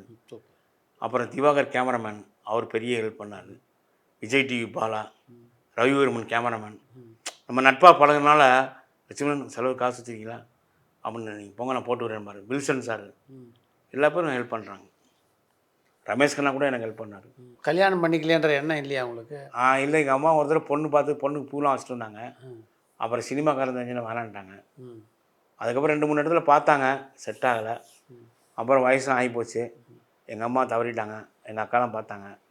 அப்புறம் நான் வந்து எனக்கு அந்த ஆசையே இல்லை, வேணான்னு விட்டுட்டேன். எவ்வளோ பேர் அசோசியேட் டைரக்டர் கல்யாணம் ஆகாமல் இன்னும் வாழ்ந்துக்கிட்டு இருக்காங்க. ஆர் சுந்தரராஜன் சார் ஒருத்தர் அந்த டைரக்டர் யூனியன் ஒரு பொறுப்பில் இருக்கும்போது எல்லா பேரையும் கூப்பிட்டு வச்சு பேசினாராம். ஏன் கல்யாணம் பண்ணாமல் இருக்கீங்க, பாரு நான் கல்யாணம் பண்ணி இத்தனை குழந்தை போயிட்டேன். சார் நீங்கள் பயணமொழியில் பண்ணீங்க, நாங்கள் பயணமொழி இன்னும் ஸ்டார்ட் பண்ணவே இல்லை சார் அப்படின்னு சொன்னாங்க. எவ்வளோ பேர் இருக்காங்க, வாஜ்பாய், மம்தா பானர்ஜி, அப்துல் கலாம். அந்த வரிசையில் வந்துட்டீங்க. ஆமாம், அப்துல் கலாம் வந்து ஜனாதிபதி மாலைக்கு நான் போயிருக்கேன். நான் பெப்சி விஜயன் மாஸ்டர் வீட்டில் வேலை பார்க்கும்போது இந்திரா காந்தி இறந்து 2 மாதம் கழித்து மாஸ்டர் ஃபேமிலியோட கூப்பிட்டு போனார். இந்த பெப்சி விஜயன் சாரோட அம்மா வந்து காங்கிரஸில் ஒரு தலைவி. அவங்க யசோதா இவங்கலாம். இந்திரா காந்தி வந்தாங்கன்னா இவங்க தான் கூட போவாங்க அந்த காரில் போகிறத. அதை வச்சு நாங்கள் போனோம். அப்போ ஜனாதிபதி வெங்கட்ராமன் அவரை பார்த்து மாலையெல்லாம் போட்டு ஜனாதிபதி மாளிகையில் இட்லி சாப்பிட்டோம். அவ்வளோ பண்டிகை மாதிரி இட்லி. அவ்வளோ பெரிய ஜனாதிபதி மாளிகையில் அப்துல் கலாம் பதவி ஏற்றவனை போய் காமிச்சிருக்காங்க. இப்படி இந்த ஒரு ஹாலுக்கு வந்தோம்னா ஒரு 10 பேர் நிற்பாங்க, தொப்பிலாம் போட்டு. அவன்ட்டு இருக்காங்க, இதெல்லாம் யார் அப்படின்னாங்க. இதெல்லாம் உங்களுக்கு சர்வன்ட்டு சார். நாளைக்கு நான் காலைல பார்க்கும்போது யாருமே இருக்கக்கூடாது, நான் முதல் தனியாக தங்குவேன். என்னோடய அசிஸ்டண்ட்டு அங்கே ஒரு ரூம் கொடுத்துருங்க, அவரே சமைச்சு அவரே சாப்பிடுவார். அவர் டெல்லியில் வந்து அந்த ஜனாதிபதியாக இருக்கும்போது ஒரு கடையில் போய் ஏதோ வாங்கியிருக்காரு, ஒரு பொருள், ஒரு செக்கு கொடுத்துருக்காரு. அந்த செக்குக்காரன் வந்து செக்கை வந்து போடலை, ஃப்ரேம் பண்ணி மாட்டிருக்கான். அப்புறம் இவர் பேங்க் போகும்போது அந்த ஸ்டேட்மெண்ட் பிரிண்ட் பண்ணும்போது அந்த செக் வந்து பாஸ் ஆகலை. நேரம் அந்த கடைக்கு வண்டி விட்டுருக்காரு. நான் கொடுத்த செக் என்னங்க, இல்லை சார் அவங்க நான் பிறந்த மாட்டிருக்கோம், இந்த பொருள் வச்சுக்கியா. செக்கை வாங்கிட்டு வந்தார், காசை கொடுத்து பொருள் வாங்கிட்டு வந்தார். அந்த மாதிரி ஒரு அவர் ஜனாதிபதி வந்து அவளை என்ன வேணால் பண்ணியிருக்கலாம், எதுனாலும் சிம்பிளிசிட்டியாக இருந்தார். முடிவெட்டுற கடை கூட அவர் தான் போவார். கவர்மெண்ட் வண்டி டச் பண்ணவே மாட்டார். அவரே ஒரு ஆட்டோ ரிக்ஷாவில் போயிடுவார். இன்றைக்கி அவங்க அண்ணன் இருக்கார். ராமேஸ்வரத்துக்கு வரவங்க எல்லா பேரும் கோவிலுக்கு வந்து அந்த முன்னோர்கள் இது பண்ணுறதுக்கு முன்னாடி அப்துல் கலாம் வீடை பார்க்கணும், அப்துல் கலாம் படித்த ஸ்கூலில் பார்க்கணும் தான் வராங்க. இந்த சினிமா உலகத்தில் உங்களுடைய பயணம் மிக நீளமானது. இதில் இன்னி வரைக்கும் உங்களால் மறக்க முடியாதது அப்படின்னா எது சொல்லலாம்? மறக்க முடியாது, நைனா என்னை ஃப்ளைட்டில் கூப்பிட்டு வந்தது. நான் லாரியிலே பஸ்ஸில் வந்தால் நல்லா இருந்திருப்பேன். எடுத்தோடனே ஃப்ளைட்டில் வந்து நான் தான் கஷ்டப்படுறேன். நைனா வந்து அவ்வளோ பெரிய ஹோட்டலில் என்னை தங்க வச்சுருந்தார்.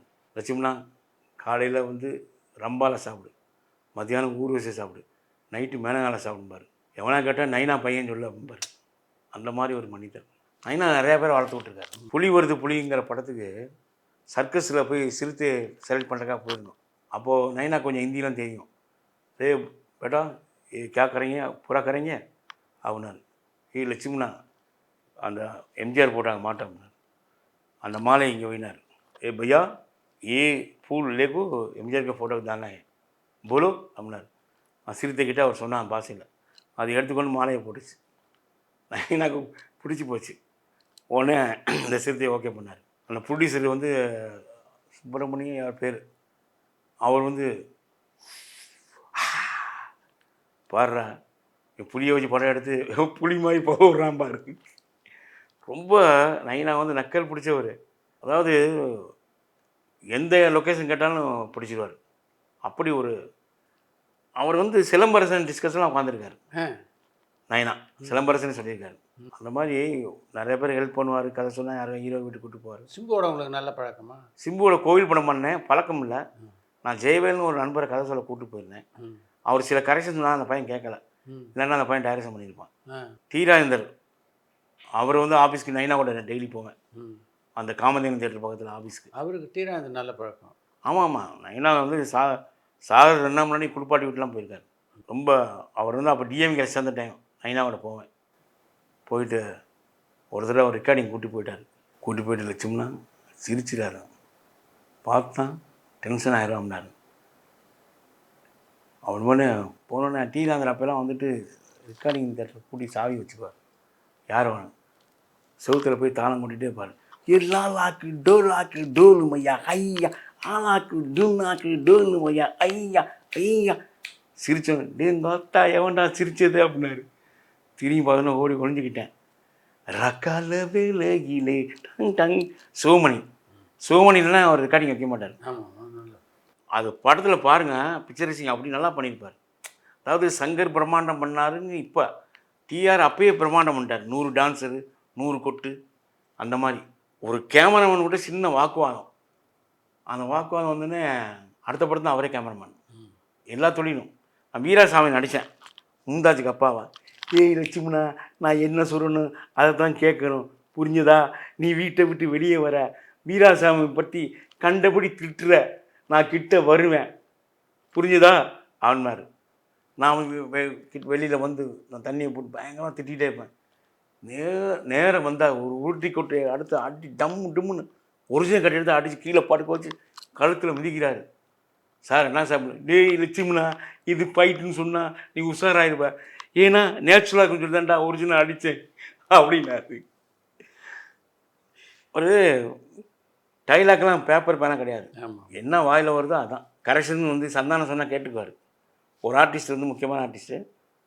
ஆனால் இதை இப்படி வச்சு, ஏ நீலாம் யாரியா வேலையை பாரியா வந்துட்டு நான் சொல்கிறதுக்கு. மும்தாஜ் வந்து சார் இந்த சீனை ஒரு 1 முறை எடுக்கலாம் சார். யாருமா நீ, பாம்பேயில் கேப்ரட் டான்ஸ் ஆடின பொண்ணு, உன்னையை கூப்பிட்டு வந்து நான் ஹீரோனியாக போட்டேன், திருப்பி இங்கே எல்லா பேரையும் கட்டி பிடிச்சி ஆடினேன், திருப்பி கொண்டு வந்திருக்கேன் ஹீரோனியாக, ஒழுங்காக நடிச்சிட்டு போமா, ஆளப்பாருமா அப்படின்பாரு. தைரியமான ஆள். அவருக்கு ஸ்டூடியோ கட்டினது அவர் எடுக்கிறதுக்கு தான். ஏன்னா வெளியில் எடுத்தோம்னா அவருக்கு கெட்ட வார்த்தை திட்டுவார், அடிச்சிடுவாங்க. ஊட்டியில் போய் முதல் ஷூட் பண்ணியிருக்காரு. இந்த பயணம் எப்படி இருக்குது பாபா லட்சுமணனுக்கு? நிறைவாக இருக்கா? ரொம்ப நிறைவாக இருக்குது சார். அதாவது ஒரு மினிஸ்டர், ஒரு அமைச்சர் யாரோ போனால் கூட தெரியாது பப்ளிக்கில். இப்போ நாங்கள் போனோம், இவர் தான் லட்சுமணன், அந்த மாமா மின்னல் ஆனவன் நடித்தவர். நாங்கள் இந்த ஒரு பெருமை ரொம்ப போகும் சார். வேர்ல்டு ஃபுல்லாக ஃபேமஸ் ஆகிருக்கும். எந்த ஊர் போனாலும் பெரிய மரியாதை அதான் கிடச்சிருக்கு. இந்த ஸ்டார் நைட்லாம் போனதில்லை ஃபாரினுக்கு, போனால் வந்து ரொம்ப நல்ல பேர் கிடைக்கும். நல்ல பயணம் சார். கலைத்துறைக்கு வந்து வர்றதுக்கு வந்து பொறுத்து தான் வர முடியும், ஜாதகத்தில் இருந்தால் தான் வர முடியும்.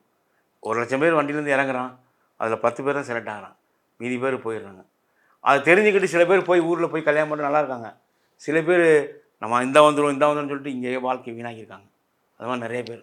அரசியலில் இருந்தீங்களா நீங்கள்? அரசியல் இல்லை. நாங்கள் முதல் டிஎம்கே சேலம் செல்வ கணபதிக்காக ஓட்டு கேட்டு போனேன்.